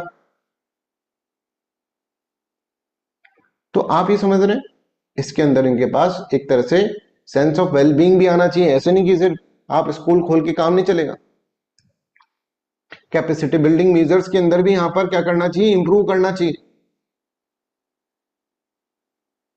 रिसोर्स प्रोवाइड करने भर से कुछ नहीं होगा, ये कह रहे हैं राइट टू इक्वलिटी भी होना चाहिए, राइट टू फूड भी होना चाहिए, राइट टू हेल्थ भी होना चाहिए, राइट टू स्किल डेवलपमेंट भी होना चाहिए इसके साथ, तब जाकर वो रिसोर्स को यूज कर पाएगा। भाई रिसोर्स को देने से क्या होगा, रिसोर्स को यूज करना भी तो आना चाहिए उसको। आपने एक स्कूल खड़ा कर दिया, उसमें टीचर्स लगा दिए, टीचर्स को सैलरी दे रहे हैं, समझ में आ रहा है, और स्कूल आपने बनाकर रख दिया, दिस इज क्लियर। बट गांव में रोड ही नहीं है, यहां बच्चे यहां पर है, स्कूल बस ही नहीं है, स्कूल की बस ही नहीं दी आपने, ट्रांसपोर्टेशन ही नहीं है, तो ये ऐसे स्कूल का क्या करेंगे? ये बच्चे जब तक पहुंच नहीं पाए स्कूल में तो उस स्कूल का कोई काम नहीं है, उसका कोई मतलब नहीं है। यहां पर मान लो गर्ल चाइल्ड को पढ़ा ही नहीं रहे, यहां पे बच्चों को ही काम पे लगा दिए बिकॉज बहुत गरीबी है। इन्होंने बोला कि हम बच्चियों को साइकिल देंगे, जो भी बच्ची आएगी उसको साइकिल देंगे। साइकिल देकर क्या करोगे, यहाँ पे साइकिल चलाने की रोड ही नहीं, स्कूल के अंदर प्रॉपर हाइजीन की फैसिलिटी ही नहीं है, तो बच्चियां कैसे आएंगी फिर? बच्चियों के लिए एक पर्टिकुलर हाइजीन की फैसिलिटीज होनी चाहिए। तो सिर्फ स्कूल खोलने भर से, एक ढांचा बना देने से कुछ नहीं होता। आज आप सरकारी स्कूल में जाकर देख लो, तुम्हें शर्म आ जाएगी हम कैसे देश में रह रहे हैं। अभी देखो, अभी यहाँ पर राजस्थान के अंदर ही पूरी बिल्डिंग जो थी इतनी जर्जर हालत में थी, बच्चे पढ़ रहे थे, बिल्डिंग गिर गई। ऐसी तो स्कूल है हमारे पास, समझ में आ रहा है, झालावाड़ के अंदर पूरी बिल्डिंग गिर गई स्कूल की, बच्चे पढ़ रहे थे, बच्चे दबके मर गए, बच्चे दरियों पे बैठ रहे हैं, ब्लैक बोर्ड के नाम पर कुछ नहीं है। ठीक है, ब्लैक बोर्ड, ये चौक वॉक, ये सब चीजें, ऐसा ब्लैक बोर्ड हो गया जिसपे एक बार लिख दो तो मिटता नहीं है, मिटा दो तो लिखा नहीं जा रहा। तो ऐसे स्कूल का क्या करोगे? क्वालिटी इंप्रूव करो उसकी, बच्चों को वहां तक पहुंचाओ, बच्चों एक तरह से वहां पे खींचे चले हैं, वैसे करो, मिड डे मील प्रोग्राम बनाओ, ऐसी चीज करो। रिसोर्स बेस्ड अप्रोच से अच्छा है कैपेसिटी बेस्ड अप्रोच करो, एक्सेसिबिलिटी करो उसका, लर्निंग अपॉर्चुनिटीज दो बच्चों को, राइट। ये सब चीजें दोगे तब जाकर उस चीज की अहमियत होगी। तो रिसोर्स बेस्ड अप्रोच से हटकर इन्होंने कैपेबिलिटी बिल्डिंग, कैपेसिटी बिल्डिंग वाली अप्रोच दी, और ये बड़ा इनोवेशन था डिस्ट्रीब्यूटिव जस्टिस के अंदर। ठीक है, तो अमर्त्य सेन क्या कहते हैं, he believes that every member of society should be in position to realise choices to have a sense of wellbeing. For the sense of wellbeing one should have functional capabilities, कि एक वेलबींग करे, choice होना चाहिए। अब उसको जमीन दे दिया, अब जमीन के ऊपर उसको बस चॉइस ही नहीं, क्या करे, खेती करेगा बेचारा, और क्या करेगा, उसके पास चॉइस ही नहीं। चॉइस कब होगी, जब स्किल डेवलपमेंट होगा, स्किल डेवलपमेंट होगा तो उसको पता लगे अरे यहाँ पे तो इंडस्ट्री भी खोल सकते हैं, तब जाकर इसके पास चॉइस ऑफ वेलबींग। तो ये देखो, choice to have a sense of wellbeing, for sense of wellbeing one should have functional capabilities. आदमी बीमार है, क्या करेगा? mere resources are not enough, they should be functional capabilities, they should have functional capabilities or necessary skills or capacity to use this resource optimally. So for example, if government provide farming equipment to the small farmers but they lack irrigation facilities, modern agriculture training or access to the market, the equipment alone will not improve their income or the quality of life. Amartya Sen would argue that state must also invest in the capacity building measures like agriculture training programs, rural road connectivity, crop insurance schemes. ये सब चीजें देनी पड़ेंगी। सिर्फ tractor देने से काम नहीं चल जाए। Only then the farmer will have the functional capabilities to use these resources effectively. Hence, the most important function of a state is not to provide the mere resources, वो तो provide करने हैं ही, इसके अलावा to create capacity building or to take measures like right to education, right to health, right to food, right to skill development. ठीक है? I hope this is clear to everyone. Anybody is in doubt in this कि इनका basic concept क्या जा रहा है अमर्त्य सेन का? तो एक कॉन्सेप्ट तो अमर्त्य सेन का ये है, राइट? दूसरा कॉन्सेप्ट जो अमर्त्य सेन का है दैट इज नीति और न्याय का कॉन्सेप्ट। नीति और न्याय का कॉन्सेप्ट। नीति और न्याय का कॉन्सेप्ट क्या है ये अपन इसके अंदर देखें। नीति पहले हम पुराने शास्त्रों में देखेंगे ना, हिंदू टेक्स्ट के अंदर देखेंगे तो नीति के बारे में बात हो रही है, न्याय के बारे में बात हो रही है। तो नीति को अगर सिंपल लैंग्वेज में मैं आपको समझाऊं तो नीति is just like a policy and न्याय is that implementation of this policy. Implementation. नीति is procedural aspect. Procedural aspect की प्रोसीजर की पॉलिसी बनाने का किस तरह का प्रोसीजर हो, पॉलिसी कैसे बनी, लॉ कैसे बने। लॉ बन गया एक बार तो लॉ बनने का कि लॉ जो है that should be for the good of the people. एक तो ये जो चीज है that is known as what, that is known as niti. न्याय मतलब कि लॉ तो बन गया साहब पर उसका अगर इंप्लीमेंटेशन कैसे हो। कभी कभार कानून तो बड़ा अच्छा होता है पर इंप्लीमेंटेशन इतना खराब कि लोगों को कानून खराब लगने लग जाता है। ये नीति और न्याय का कॉन्सेप्ट बोलते हैं। नीति भी एक तरह से प्रोसीजरल एस्पेक्ट भी अच्छा होना चाहिए और सब्सटेंटिव एस्पेक्ट जो कि इंप्लीमेंटेशन वाला है। नीति का मतलब है किस तरह की नीति आप बना रहे हैं। नीति का मतलब जैसे नीति आयोग है ना, नीति आयोग क्या कर रहा है, अपनी प्लानिंग कर रहा है। वैसे ही यहां पे नीति का मतलब क्या है कि किस तरह के प्रोसीजर होने चाहिए लॉ बनाने के लिए, किस तरह का लॉ होना चाहिए। समझ में आ रहा है?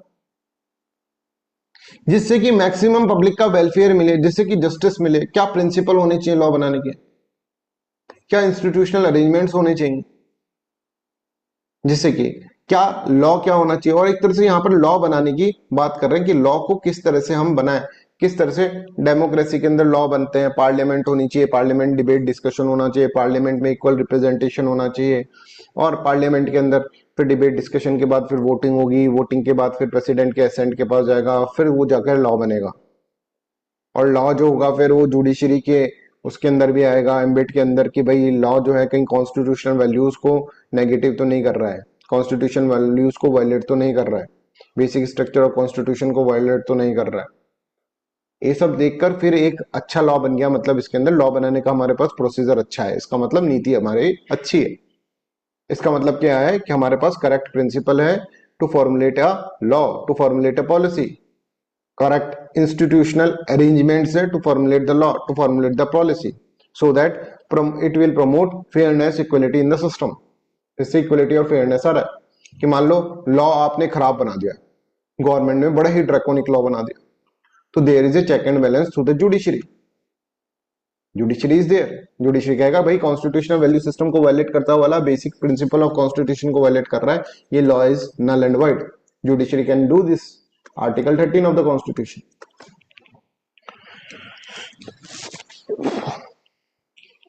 समझ में आ रहा है? तो नीति बच्चों, नीति एक तरह से प्रिंसिपल्स है, रूल्स है, इंस्टीट्यूशनल अरेंजमेंट्स है, जिससे कि ये पता चलेगा कि आपका जो लॉ डिजाइन करा है that is fair, that is equitable, that is for the justice. नीति का मतलब ये होता है। I hope this is clear to everyone. अब न्याय का मतलब क्या होता है? न्याय का मतलब कि उसका इंप्लीमेंटेशन पार्ट, नीति को किस तरह से इंप्लीमेंट कर रहे हैं। न्याय का मतलब क्या है, अगर मान लो लॉ अच्छा बना है, ठीक है, बहुत अच्छा लॉ बना है, मान लो किसी किसी एक चीज पे हमने लॉ बनाया, मान लो फार्मर के इंश्योरेंस के ऊपर लॉ बनाया, लॉ बड़ा अच्छा बना दिया भाई, सारे प्रिंसिपल्स अच्छे थे, सारे प्रिंसिपल को अच्छा करते हुए फॉलो करते हुए लॉ बन गया, प्रधानमंत्री फसल बीमा योजना बन गई, एक नीति है। अब उसका इम्प्लीमेंटेशन, इम्प्लीमेंटेशन कैसे हो, आपको पता है प्रधानमंत्री फसल बीमा योजना के अंदर ऐसा था कि अगर आपकी फसल खराब हो जाती है तो आप पूरा का पूरा आपको मुआवजा उसके अंदर इस तरह का मिलेगा, इतने परसेंटेज का मिलेगा, आप फोटो खींच के डाल दो तो उसको प्रूफ की तरह माना जाएगा, एंड सो ऑन, बहुत अच्छे अच्छे प्रोविजन उसके अंदर थे। पर इसका इम्प्लीमेंटेशन इतना खराब हुआ बच्चों, जब इसके अंदर गांव के लोगों की क्या है फसलें खराब हुई, तो इसके अंदर जब उन्होंने अप्लाई करा तो उनके पास चेक आता है, 2 रुपए का चेक, 10 रुपए का चेक, 20 रुपए का चेक, ऐसे आ रहा है। बड़ा खराब इम्प्लीमेंटेशन था। नेशनल रूरल हेल्थ मिशन, बहुत सही नेशनल रूरल हेल्थ मिशन पैसा, ऐसा कानून बनाया कि बस आराम से फ्री में इलाज हो जाएगा, ठीक है, गांव के लोगों को। इम्प्लीमेंटेशन देखा तो बड़ा खराब। इलाज तो जब होगा जब गवर्नमेंट के अंदर डॉक्टर्स होंगे, गवर्नमेंट हॉस्पिटल में डॉक्टर्स ही नहीं, इक्विपमेंट्स होंगे, तब जाकर होगा। लॉ बनाने भर से, नीति बनाने भर से थोड़ा ना हो जाएगा। नीति के बाद न्याय भी आता है, न्याय का मतलब इम्प्लीमेंटेशन, उसका इम्प्लीमेंटेशन हो सही से। उसका न्याय का मतलब क्या है, उस चीज को आपको रियलाइजेशन हो गया, उस चीज को आपने मिल गया, आपको आउटकम बेस्ड है ये न्याय वाला। ये तो प्रोसीजर है कि भाई ऐसा ऐसा होना चाहिए, लॉ बनाते हो ये वो सब चीजें बन भी गया लॉ अच्छा इस सबसे, उसका इम्प्लीमेंटेशन खराब हो गया, तो मतलब न्याय वाला कॉन्सेप्ट खराब हो गया।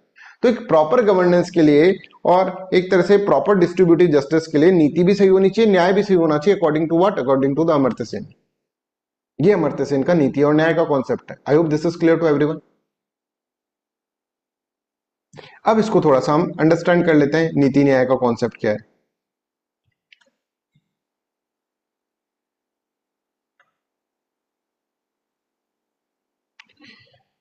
नीति and न्याय concept. Sen suggested that one might revert back to the ancient Hindu thought which examined the concept of Niti and Nyaya. Niti in Sanskrit, legal thinking deals with, Sanskrit means legal thinking deals with just rules and institutions, while Nyaya is about their realization. Niti is an abstract exercise that, if implemented completely, would result in the maximum public welfare and the justice. तो नीति क्या है, set of correct principle है, rules, institutional arrangements that are considered just in theory and are designed to promote fairness and welfare when implemented. जब उसको implement करेंगे तो उसके अंदर फेयरनेस और वेलफेयर आएगा।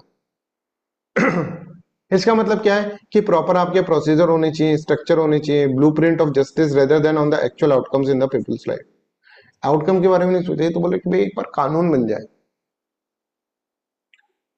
ठीक।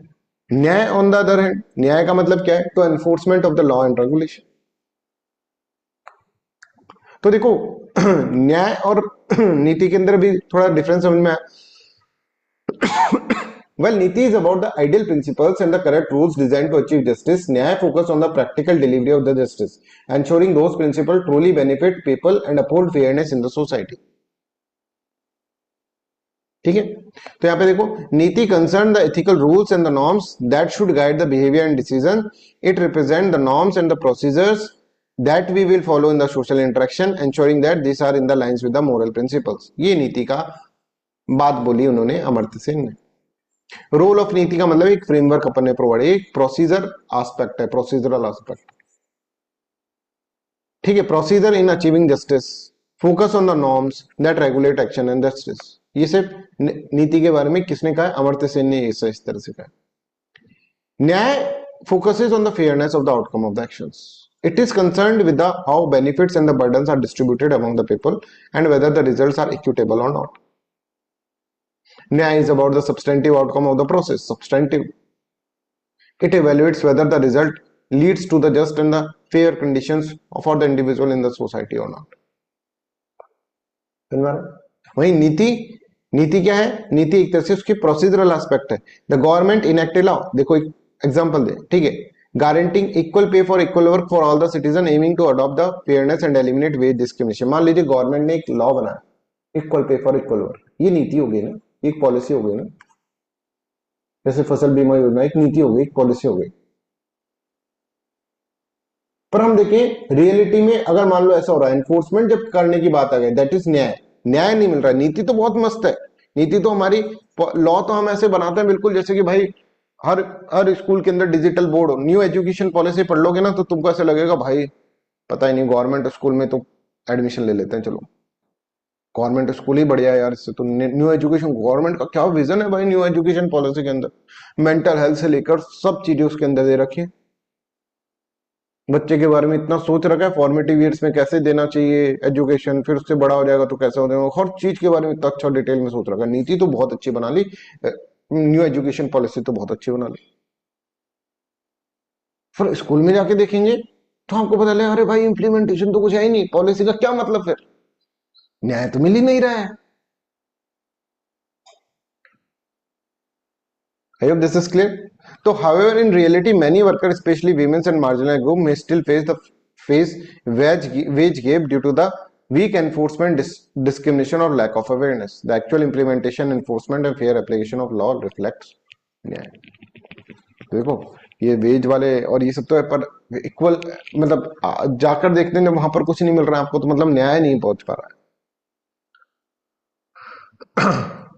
तो I hope this is clear. अब नीति और न्याय में इससे ज्यादा तो और क्या डिटेल में बात करें। Sen explains that the niti deals with how things are done, focus on the ethical and procedural aspect of decision making. It is about ensuring that the process are fair and respectful for everyone involved, सबको उसके अंदर। जबकि न्याय जो है focuses on the fairness of the outcome.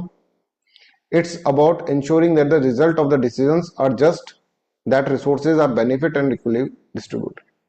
जैसे मान लीजिए आपने कोई कोई आपने क्या करा, आपने एक कानून बनाया, ठीक है। उस कानून में आपने फिजिकली हैंडीकैप लोगों को तो देखा ही नहीं कि वो कैसे करेंगे उस कानून को, वो तो उसको फॉलो ही नहीं कर पाएंगे। मान लो कोई ब्लाइंड पर्सन है तो उसको तो राइट को एंजॉय नहीं कर पाएगा, तो इसके बारे में सोचा ही नहीं। ओल्डर लोग, उनके बारे में नहीं सोचा।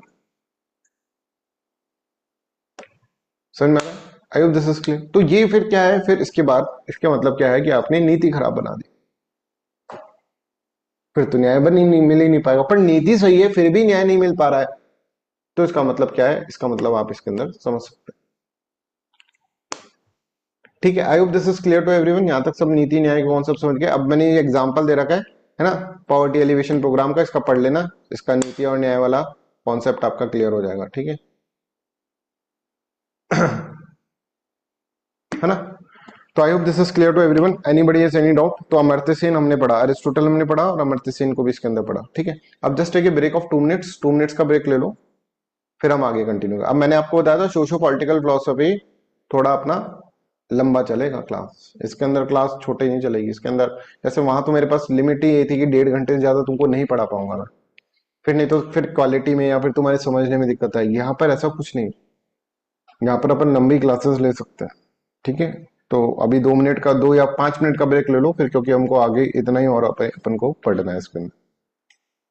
चलिए।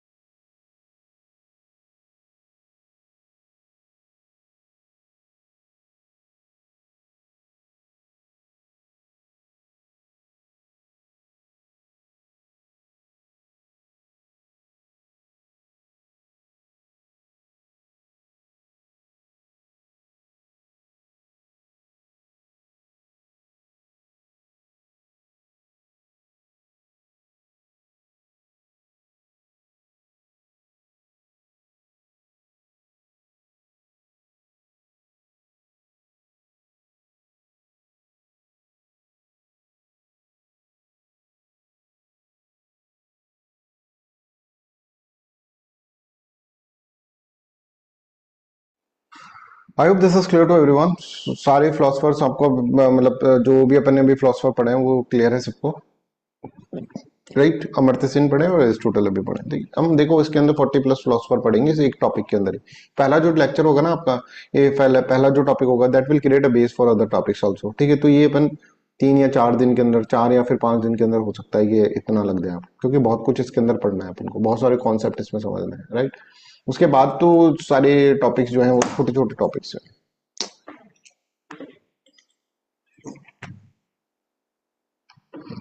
उसके बाद सारे टॉपिक्स जो है दैट इज मतलब नॉट बिग टॉपिक्स, ठीक है, वो हम जल्दी जल्दी फिर कवर कर लेंगे, राइट? चलो, पर कहीं पे भी हमको ये देखना है कि हमको कोर्स कंप्लीट तो हो जाएगा, आपको बस आपको अंडरस्टैंडिंग, पूरा अंडरस्टैंडिंग होना चाहिए। कोर्स कंप्लीशन के ऊपर अपन को फोकस ना करके हमको अंडरस्टैंडिंग के ऊपर फोकस करना है, ठीक है? चलो, तो हम इक्वालिटी बच्चों पढ़ लिए। अब इक्वालिटी के आगे के कॉन्सेप्ट समझने के लिए, इक्वालिटी को ही और ज्यादा समझने के लिए हमको एक और कॉन्सेप्ट समझना पड़ेगा, व्हाट इज लिबर्टी। लिबर्टी का कॉन्सेप्ट समझना पड़ेगा, और फिर इक्वलिटी और लिबर्टी समझ गए तो justice is nothing but the equality और लिबर्टी को ही समझना जस्टिस हो जाएगा। कैसे, मैं आपको इसके अंदर बताऊं, ठीक है? पर पहले हम बात करें लिबर्टी के बारे में, और हम देखेंगे किस तरह से लिबर्टी और इक्वलिटी आपस में लिंक है। How liberty and equality are linked, ठीक है, ये अपन इसके अंदर समझेंगे। तभी हमको समझ में आएगा कि लिबर्टी को पढ़ते वक्त हम कहीं ना कहीं इक्वलिटी भी पढ़ रहे हैं, इक्वलिटी को पढ़ते वक्त कहीं ना कहीं हमने लिबर्टी भी पढ़ ली है। But before that we have to understand first of all what is liberty. Liberty का मतलब क्या है, तो बताओ आप लोग, what do you mean by the liberty? Anybody in the class can let me know what do you mean by the liberty? Liberty शब्द के बारे में सुना होगा, तो लिबर्टी का मतलब क्या होता है?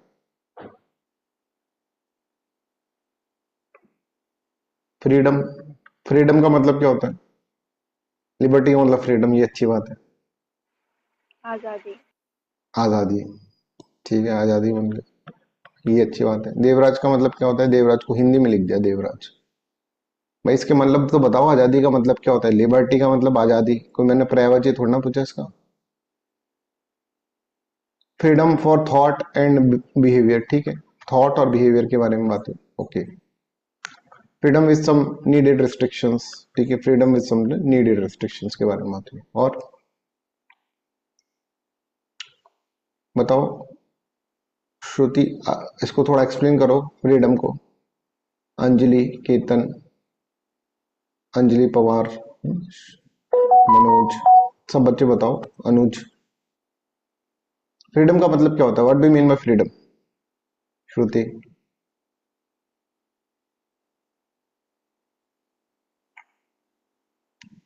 What do you mean by freedom? Yes, anybody in the class?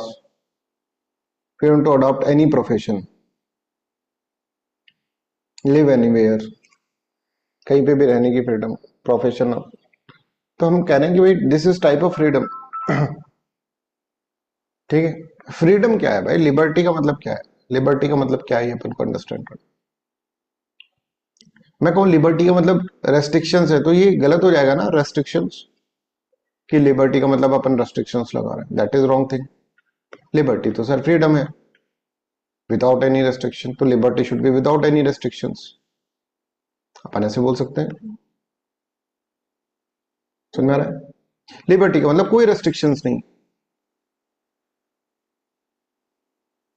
कोई रेस्ट्रिक्शन नहीं, जिसकी मर्जी है वो कुछ भी कर रहा है, दैट इज लिबर्टी।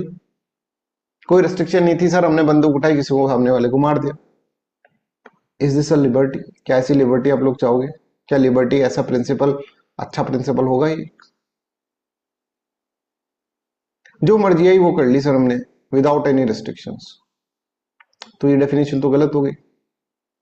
सर हमें मर्जी आया कि हमने क्या करा, हमने, एक आदमी था, ठीक है, उसको हमको उससे थोड़ी सी खुन्नस थी, हमने कहा लिबर्टी हम फॉलो कर रहे हैं, हम जाकर उसको मारे, बहुत ज्यादा मार दिया हमने, 3-4 आदमी लेकर मार। किसी ने पूछा क्यों?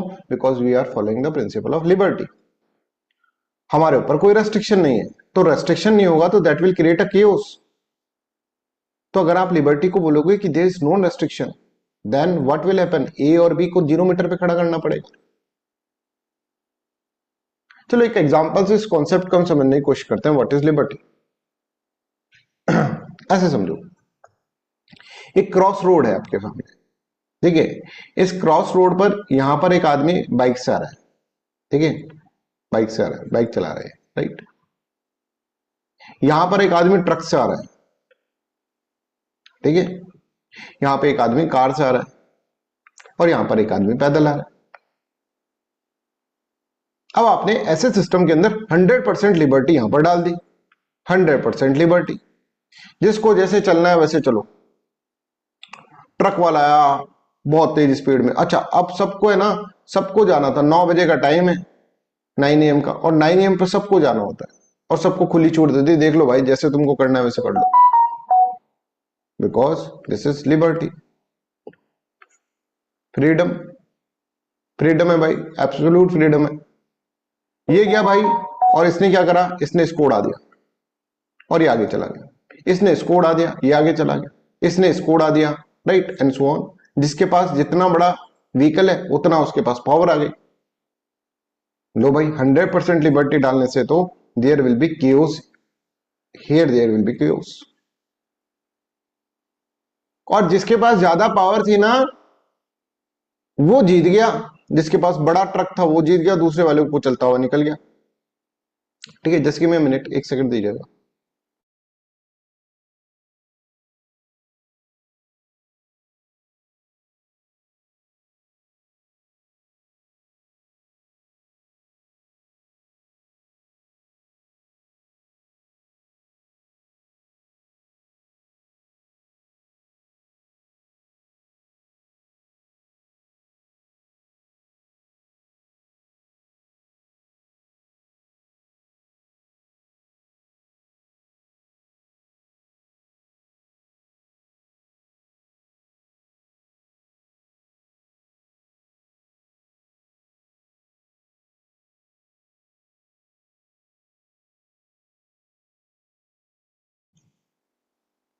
आई hope this is clear to everyone. This is liberty, liberty तो दे दी सब, पर इस लिबर्टी का क्या मतलब जहां पर इतना ज्यादा आप देख रहे हैं, ये कोई जस्टिस हुआ क्या? ये तो ऐसा हो गया जिसकी लाठी उसकी भैंस, might is right. For example मान लो कि अब क्या करें हम इसके अंदर, इस सिस्टम को सही बनाने के लिए क्या करें, इस सिस्टम को सही बनाने के लिए हम रोड लाइट का कॉन्सेप्ट लेकर आते हैं। अगर यहां पे हम रोड लाइट लगा देना तो there will be what, there will be equality. अब देखो बड़ा ट्रक वाला भी इक्वल हो गया, छोटी कार वाला भी इक्वल हो गया, बाइक वाला भी इक्वल हो गया, साइकिल वाला भी इक्वल हो गया। यहां पे रेड लाइट लगा दी, रेड लाइट लगा तो फिर इसको चाहे ये बड़ा हो चाहे छोटा हो सबको रुकना पड़ेगा, समझ में आ रहा है? और यहां पर अब ये माइट इज राइट नहीं रहा, अब तो भाई सब रूल के हिसाब से चल रहा है, इस रेड लाइट के हिसाब से चल रहा है। अच्छा जब ये वाला सिस्टम था बिना रेड लाइट का, बच्चों ये बताओ इसमें ज्यादा फ्रीडम थी ना? यहां पे फ्रीडम थी, कोई जो भी कर सकता है, जो आप बोल रहे फ्रीडम विदाउट रिस्ट्रिक्शन, बिना रिस्ट्रिक्शन की फ्रीडम तो थी, कुछ भी कर लिया। पर जैसे ही ये डाला तो ये क्या है, ये एक तरह से रेस्ट्रिक्शन है ना। अब वो ट्रक वाला सोच रहा है शिट यार रेड लाइट आ गई, रेस्ट्रिक्शन है ना भाई। पर जब 100% लिबर्टी थी, जब इक्वालिटी नहीं थी, गहराई को समझो, तब इक्वालिटी नहीं थी, तब माइट इज राइट था, जिसकी लाठी उसका भैंस, माइट इज राइट। पर जैसे हमने लिबर्टी के अंदर रेस्ट्रिक्शंस डाली, ये रेस्ट्रिक्शन डाल दी, देखो भाई रोड लाइट लगा दी, तो क्या हुआ, इक्वलिटी आ गया। गजब की चीज है सर। मतलब जब हम 100% लिबर्टी दे रहे थे तो लिबर्टी तो थी हमारे पास, हम कहें लिबर्टी तो थी 100% लिबर्टी के अंदर, 100% लिबर्टी डाल दी, बट इक्वालिटी नहीं थी। और इस लिबर्टी को एंजॉय कैसे करें, आदमी मर गया यहां पर, जो पैदल चल रहा था तो उसकी तो कोई इज्जत ही नहीं है, उसको तो ट्रक वाला कुचलते हुए निकल गया। तो मतलब लिबर्टी का मतलब ये तो नहीं है availability of, there should be no restrictions, कोई रेस्ट्रिक्शंस ना हो, कोई रेस्ट्रिक्शन नहीं होगा तो सिस्टम के अंदर केओस मेंटेन हो जाए। लिबर्टी का मतलब ये वाली लिबर्टी थोड़ी सही लग रही है हमको, पर इसके अंदर लिबर्टी के इक्वल अपोजिट जो है, diagonally opposite, that is restrictions यहाँ पे डाल दी। Oh my god sir, restrictions डाल दी गई है यहाँ पर ये वाली लिबर्टी हमको पता नहीं क्यों अच्छी लग रही है, कि ऐसी लिबर्टी जिसमें सब रेड लाइट के ऊपर रुके, क्योंकि इस लिबर्टी के साथ साथ आपके पास इक्वालिटी भी। कितनी गजब की चीज है ना, लिबर्टी और इक्वलिटी एक तरह से कॉन्ट्रडिक्टरी नहीं हो गए? कैसे सर? जब हम लिबर्टी को बढ़ा रहे हैं ना, 100% कर दे रहे हैं, तो इक्वलिटी बिल्कुल जीरो हो जा रही है। और जैसे रेस्ट्रिक्शंस डाल रहे हैं, कुछ रेस्ट्रिक्शन जैसे रोड लाइट डाल दी, लिबर्टी को हमने मान लो रोड लाइट डाल के 70% कर दी 100% से, तो आपकी इक्वलिटी बढ़ गई, इक्वलिटी इंक्रीज हो गई। इक्वलिटी पहले 0% थी, अब इक्वलिटी आपका आपके पास मान लो 50% इक्वलिटी हो गई। फिर हमने क्या करा, लिबर्टी को और थोड़ा कम करते हैं, मतलब और रेस्ट्रिक्शंस को और थोड़ा बढ़ाते हैं। रेस्ट्रिक्शन को और थोड़ा बढ़ा के यहाँ पे एक पुलिस वाला खड़ा कर दिया हमने, ट्रैफिक ट्रैफिक पुलिस, तो लिबर्टी और कम हो गई। पहले तो निकाल दे रहे थे गाड़ी, अब नहीं निकाल पा रहे। फिर हमने यहाँ पे कैमरे भी लगा दिए, और लिबर्टी और रेस्ट्रिक्शंस इंपोज कर रहे हैं। रेस्ट्रिक्शन ही तो है, कैमरा, रोड लाइट, ये जो अपना ट्रैफिक पुलिस इंस्पेक्टर, ये रेस्ट्रिक्शन ही तो है। रेस्ट्रिक्शन जैसे जैसे बढ़ा रहे हैं, वैसे वैसे आप देख रहे हैं लिबर्टी जो है यहाँ पर एक तरह से सब तक पहुंच रही है। ठीक है, एक सेकंड, ये है ना पार्सल आया, एक सेकंड।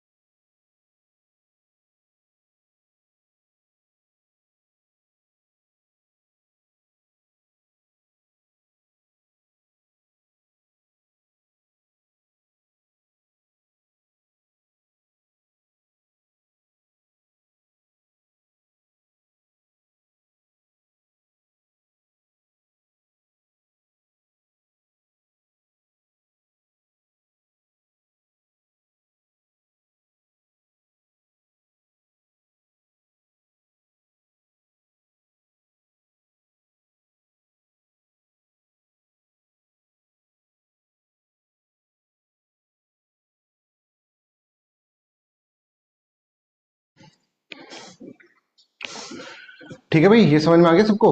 तो मतलब लिबर्टी, मतलब ये वाली लिबर्टी हमको पसंद आ रही है, ये वाली लिबर्टी थोड़ी अच्छी लग रही है सर। इसमें रेड लाइट है, ये है, और जितनी जितनी रेस्ट्रिक्शंस हम पढ़ा रहे हैं, तो मतलब लिबर्टी की डेफिनेशन के अंदर रेस्ट्रिक्शंस तो होनी चाहिए।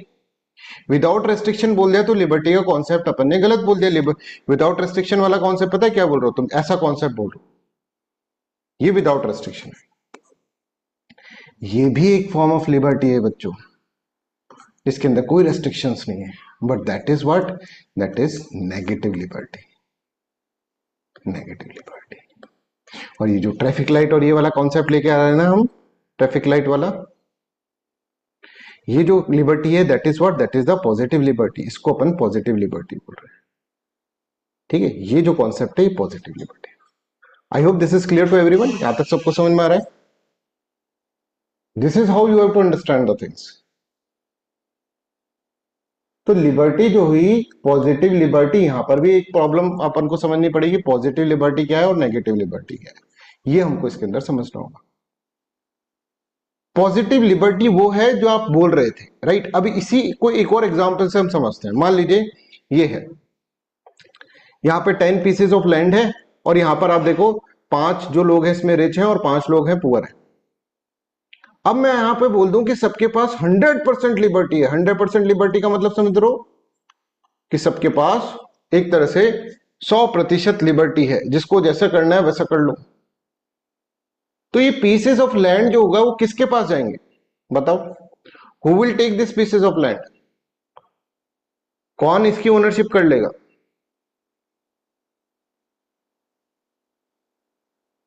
रिच।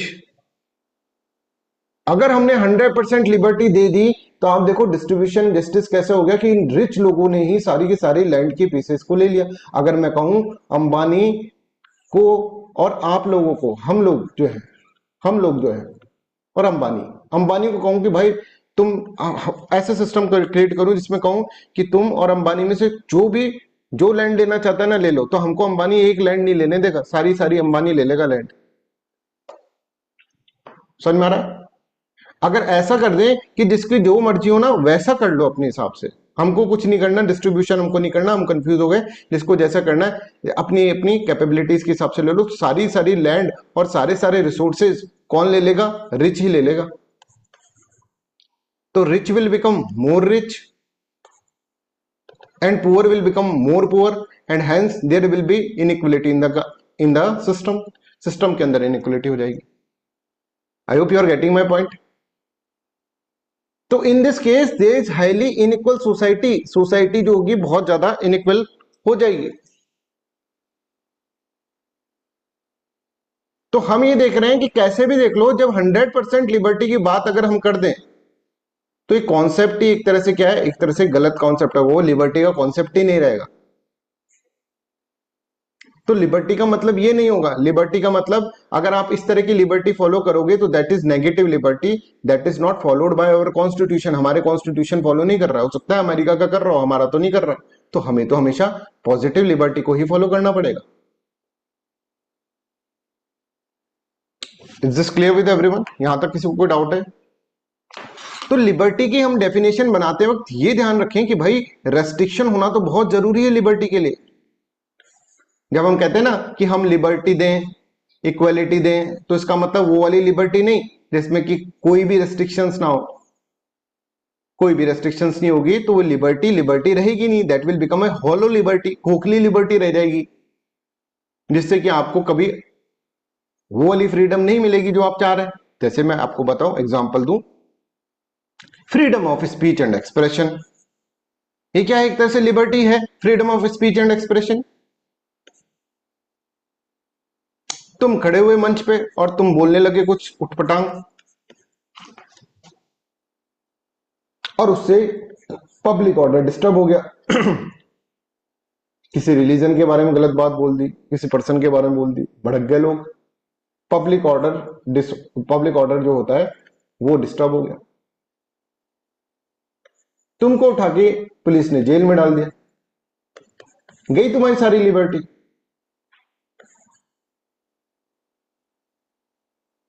तो freedom of speech and expression के अंदर देयर आर सर्टेन लिमिटेशन, ये लिमिटेशन डाल रहे हैं, ये रेस्ट्रिक्शंस डाल रहे हैं, जिसको अपन बोल रहे हैं reasonable restriction should be there, कि भाई बोलो तो सही, पर बोलने के अंदर कहीं तुम्हारा सिक्योरिटी हैम्पर ना हो जाए, कहीं पब्लिक ऑर्डर हैम्पर ना हो जाए, कहीं इंटरनेशनल रिलेशन खराब ना हो जाए,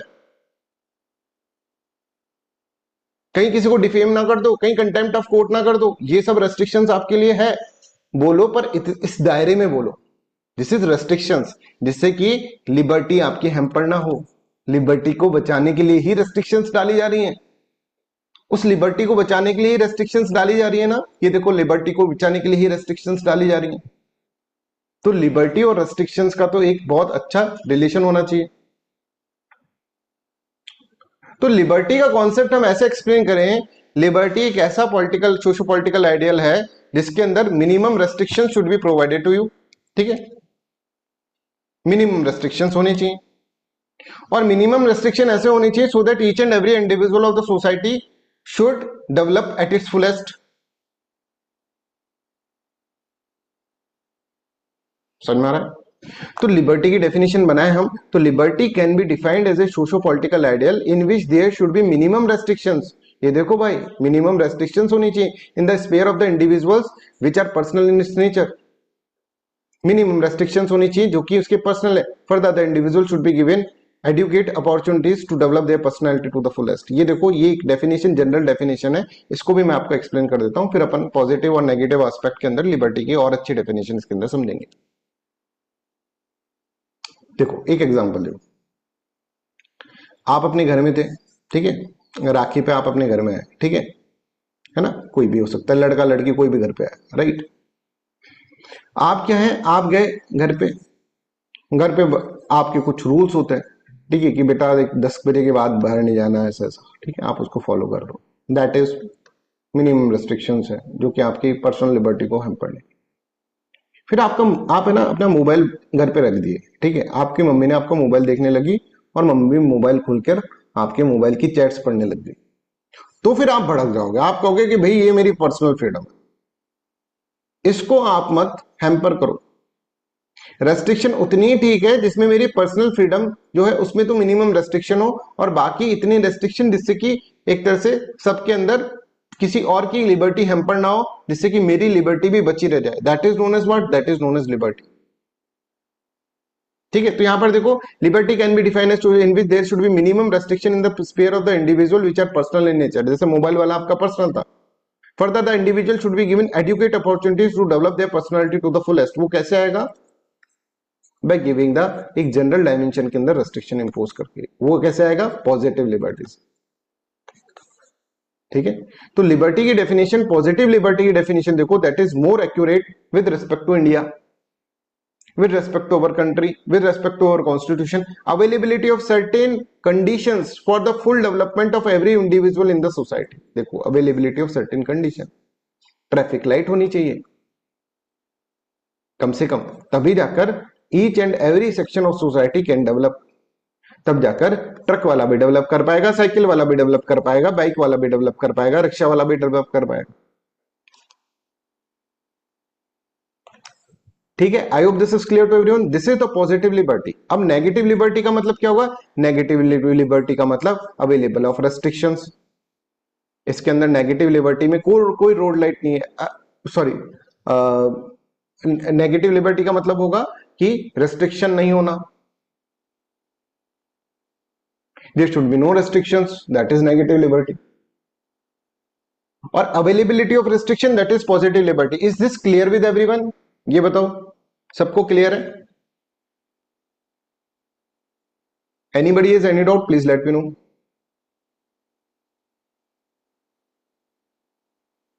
अंजलि शर्मा, अंजलि पवार, एक बार सब लिख दो। Anuj, Shruti, is this clear?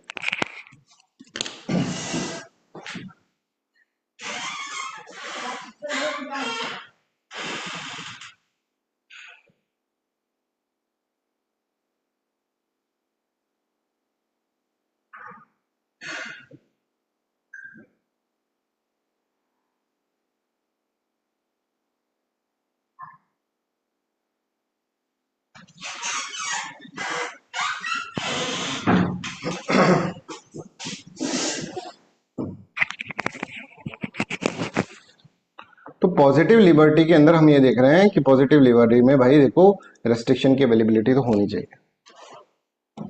अच्छा, मैं ऐसे कहूं कि पॉजिटिव लिबर्टी के केस के अंदर मुझे ये बताओ, कानून होगा तो ठीक रहेगा, लॉ शुड बी, लॉ और लिबर्टी के बीच में कैसा रिलेशन होना चाहिए? कॉम्प्लीमेंट्री या कॉन्ट्राडिक्टरी? ये थोड़ा सोच के बताओ।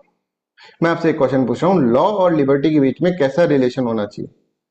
कॉम्प्लीमेंट्री और कॉन्ट्राडिक्टरी? लॉ होनी चाहिए कि नहीं होती? कॉम्प्लीमेंट्री कॉन्ट्राडिक्टरी मतलब लॉ होने चाहिए कि नहीं होने चाहिए? देखो, ये क्वेश्चन क्यों पूछा है मैंने, ये समझो। लिबर्टी मतलब फ्रीडम, लॉ का मतलब कुछ करो या कुछ मत करो, ये बता रहा है। लॉ का मतलब, कानून का मतलब क्या होता है? कानून का मतलब कुछ ओमिशन या फिर कुछ कमीशन, कमीशन या फिर ओमिशन, कुछ करना या मत करो। कानून यही बोलता है ना, ऐसा करो ऐसा मत करो, डू दिस और डोंट डू दिस, यही कानून है।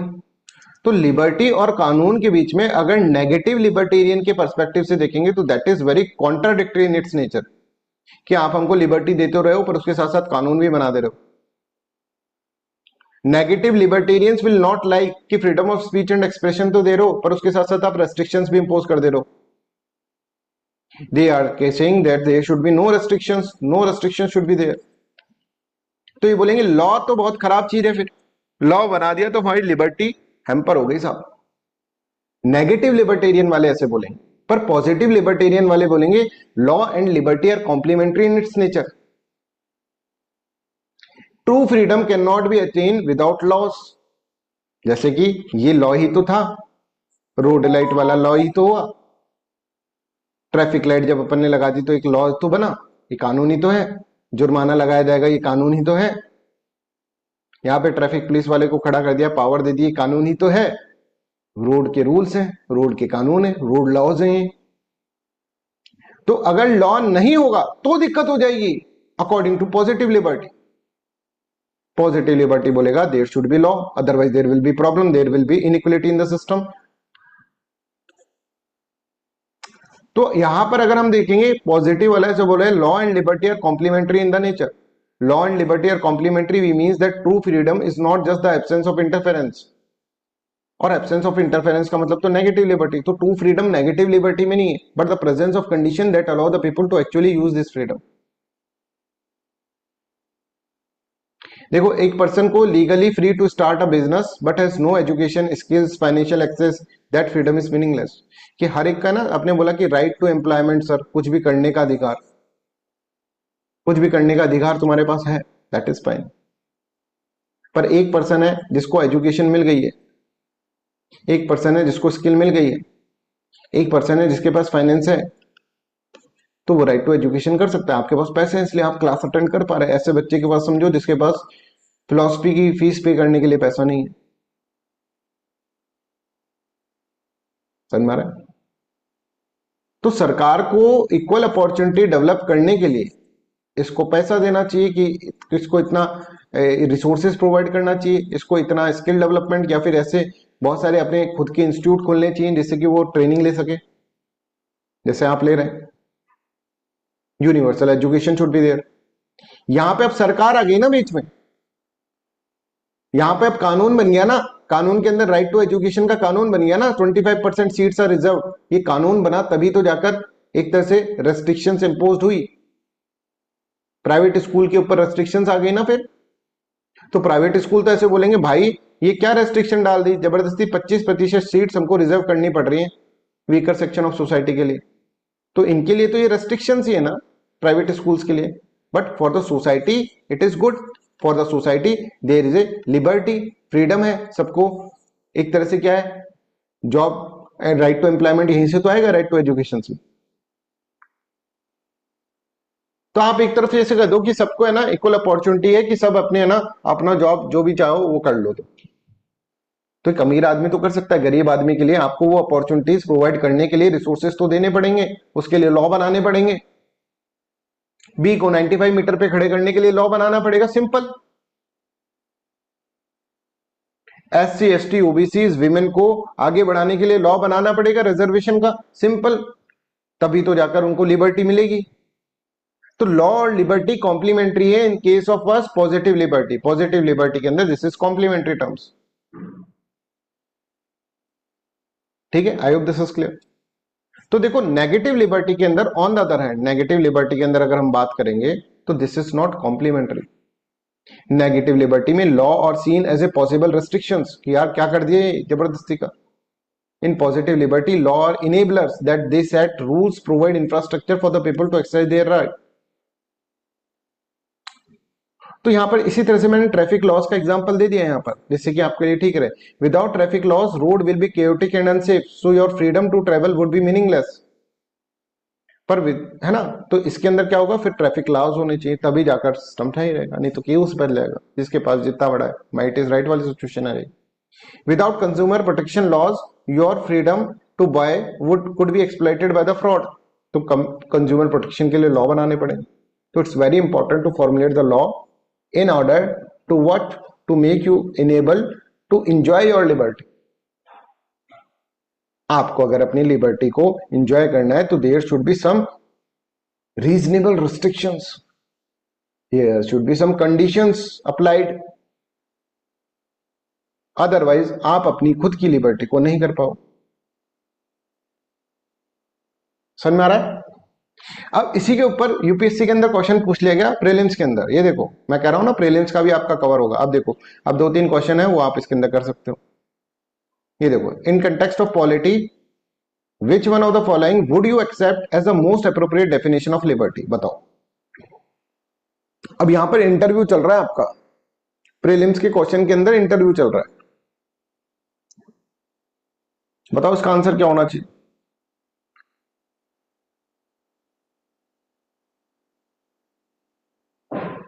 Anybody in the class, what should be the answer?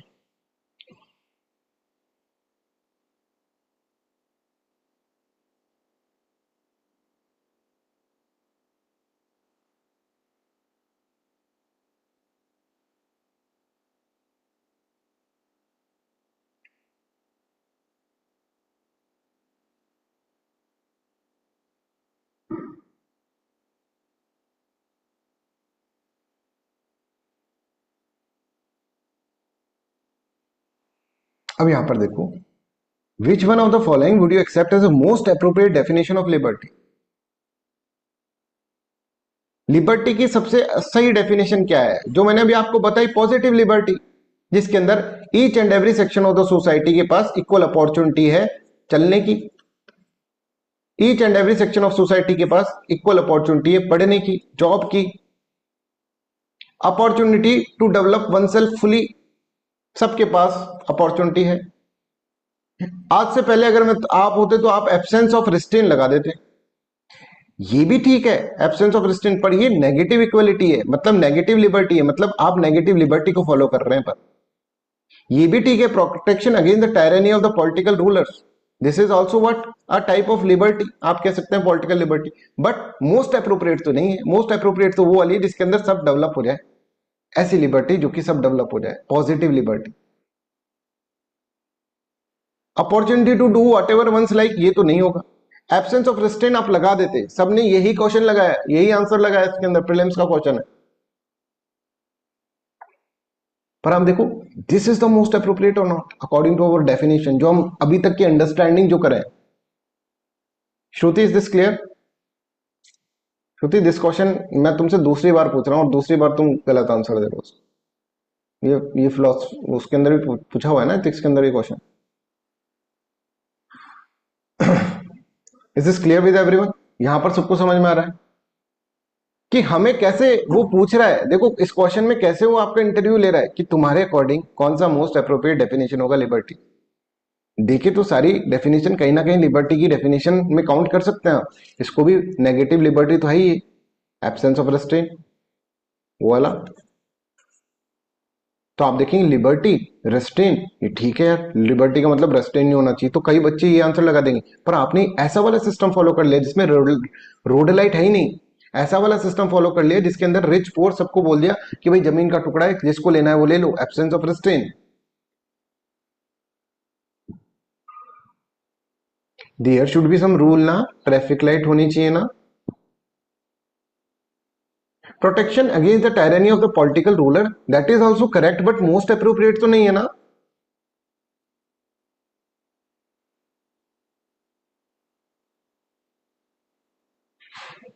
I hope this is clear. तो इस तरह के क्वेश्चन पूछे जा रहे हैं प्रीलिम्स के अंदर। सोच कर देखो, आपने पॉलिटी को, अगर अभी तक पॉलिटी तो सबने पढ़ी रखी है, यहाँ पे पॉलिटी को अगर ऊपर ऊपर से पढ़ा है ना तो दिक्कत हो रही है। ये देखो दूसरा क्वेश्चन, ये देखो, what is the most appropriate relation between the law and liberty.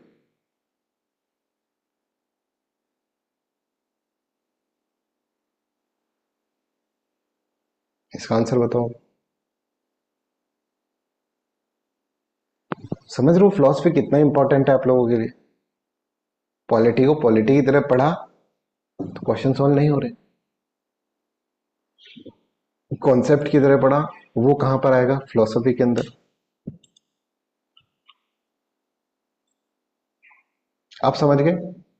आज से पहले इसका आंसर करते तो कुछ ऐसे कह देते, if there is liberty law have to be made by the people, या if the laws are change too often liberty is in danger, इस तरह का आप कुछ कर देते। पर सबसे मोस्ट अप्रोप्रिएट रिलेशनशिप क्या है? If there is no law there is no liberty. आप समझ में आ रहा है कैसे डायमेंशन हम इसके अंदर कवर कर रहे हैं? हर टॉपिक के अंदर क्लियरिटी क्या, अभी तक तुमको समझता था कि इक्वलिटी और लिबर्टी तुमको समझ में आ गया, पर क्लैरिटी में अब आया क्वेश्चन, तो इधर की तरफ से आ रहा है ना। अब बोलोगे साहब बुक में से कोई क्वेश्चन नहीं है, बुक में से वो क्यों पूछेगा, वो रटा वो थोड़ा ना पूछ रहा है, तुम्हारा दिमाग चल रहा है कि नहीं चल रहा, तुम क्या समझ रहे हो लिबर्टी के बारे में, इंटरव्यू हो गया तुम्हारा एक तरह से। लॉ और लिबर्टी, तुम्हारे दिमाग में पहला डाउट ये थिंकिंग यही आएगी यार, लिबर्टी होगा और लॉ बना देंगे तो लॉ तो रोक देगा ना लिबर्टी को, नहीं सोच पाओगे ना उधर तक। तो आप बोलोगे if there are more law there is less liberty, ठीक है, कर गई गड़बड़, ऐसा सिस्टम बना दिया तुमने, चला लो गाड़ी, माइट इज राइट वाला सिस्टम बना दिया। समझ में आ रहा है? तो this is how you to understand the thing. आपको एग्जाम के अंदर ऐसे क्वेश्चंस बहुत सारे मिलने लग गए, अब पहले नहीं मिलते थे, अब ये पाए जाने लग गए क्वेश्चन बहुत सारे एग्जाम के अंदर। तो जब तक कॉन्सेप्ट नहीं है ना तुम्हारा, कुछ नहीं कर पाओगे। पढ़ लिया, सब्जेक्ट पूरा कर लिया, फिर भी क्वेश्चन सॉल्व नहीं हो रहे, इसीलिए नहीं हो रहे, और ऐसे क्वेश्चन तो आजकल बना भी नहीं रहे हैं लोग। टेस्ट सीरीज के अंदर पूरी टेस्ट सीरीज कर दी, ऐसे क्वेश्चन ही नहीं मिलेंगे तुमको, वही ठर्रे पे चल रही है चीजें, जो ट्रेडिशनली पहले क्वेश्चन बना दिए वही चल रहे हैं। आज के जमाने के क्वेश्चन भी तो होने चाहिए ना, टेस्ट सीरीज में मिलते नहीं, फैक्चुअल चीजें पूछ ही नहीं रहा भाई, कॉन्सेप्ट पे पूछ रहा है, तुम क्या कर लोगे? तुमने टेस्ट सीरीज ज्वाइन भी कर ली तो क्या कर लोगे? कर भी ली अच्छे से फॉलो, तो फिर उसका भी क्या कर लोगे जब वैसे क्वेश्चन ही नहीं है? टीचर को अपडेट तो रहना पड़ेगा ना। मेरा सारा टाइम पढ़ने में ही जाता है, तुमको पढ़ाऊं और फिर मैं पढ़ूं, ऐसा थोड़ा ना हमने पढ़ लिया भाई अब हो गया भाई वैसे ही चीज हम आपको पढ़ा देंगे, नहीं। हर दिन मेरे को नोट्स बदलने पड़ते हैं मेरे, हर दिन मेरे को पढ़ना पड़ता है, बिना पढ़े मैं नहीं पढ़ा सकता भाई। मैं बिना पढ़े पढ़ाऊंगा तो वो ठर्रे पे चली हुई चीजें आ जाएंगी, वो चीजें पूछ ही नहीं रहा है अब। समझ में आ रहा है? तो आप यहां पर देखो, अब एस्पेक्ट ऑफ लिबर्टी में पॉजिटिव लिबर्टी का मतलब समझ में आ गया, यही लिबर्टी हमारा कॉन्स्टिट्यूशन बोल रहा है। जब हमारा कॉन्स्टिट्यूशन लिबर्टी के बारे में बात कर रहा है तो इस तरह की लिबर्टी के बारे में बात कर रहा है, ना कि रेस्ट्रिक्शंस नहीं होना, that is not liberty, there should be no restriction, that is liberty, but that is negative liberty, that is not हमारे काम की चीज नहीं है वो, उसको तो हमको क्रिटिसाइज करना है, ठीक है। अब आप ये समझ गए कि लिबर्टी के लिए लॉ बड़ा इंपॉर्टेंट है, लिबर्टी के लिए भाई वो ट्रैफिक लाइट बड़ी इंपॉर्टेंट हो गई, तभी जाकर लिबर्टी होगी। समझ में आ रहा है?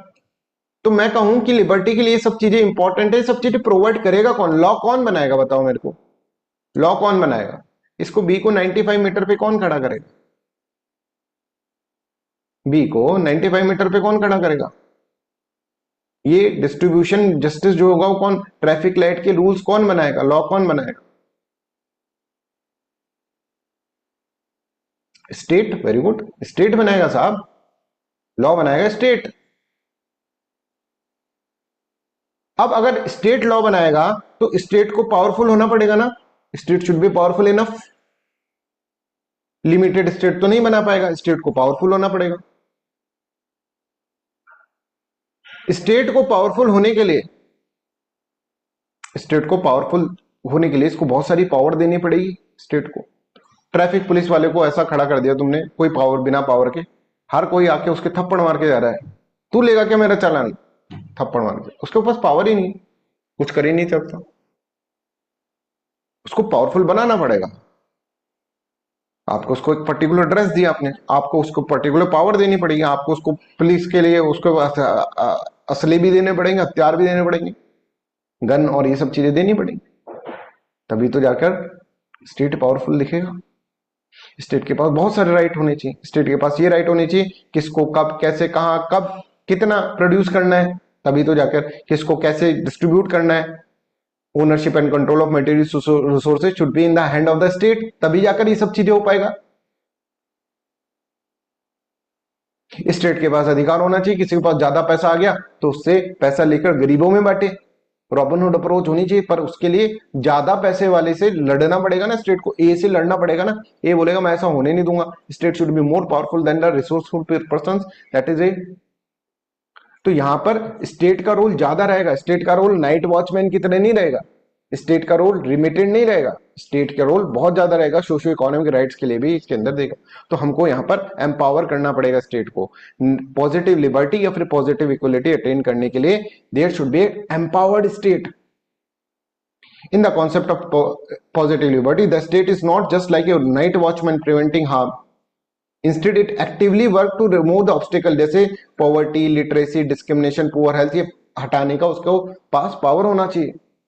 जबकि हमने देखा था कि जब नेगेटिव लिबर्टी या नेगेटिव इक्वलिटी के अंदर तो ऐसा कोई पावर नहीं होता, बस हमारे को प्रोटेक्ट कर लो तुम, बाकी का everything will be governed by the market.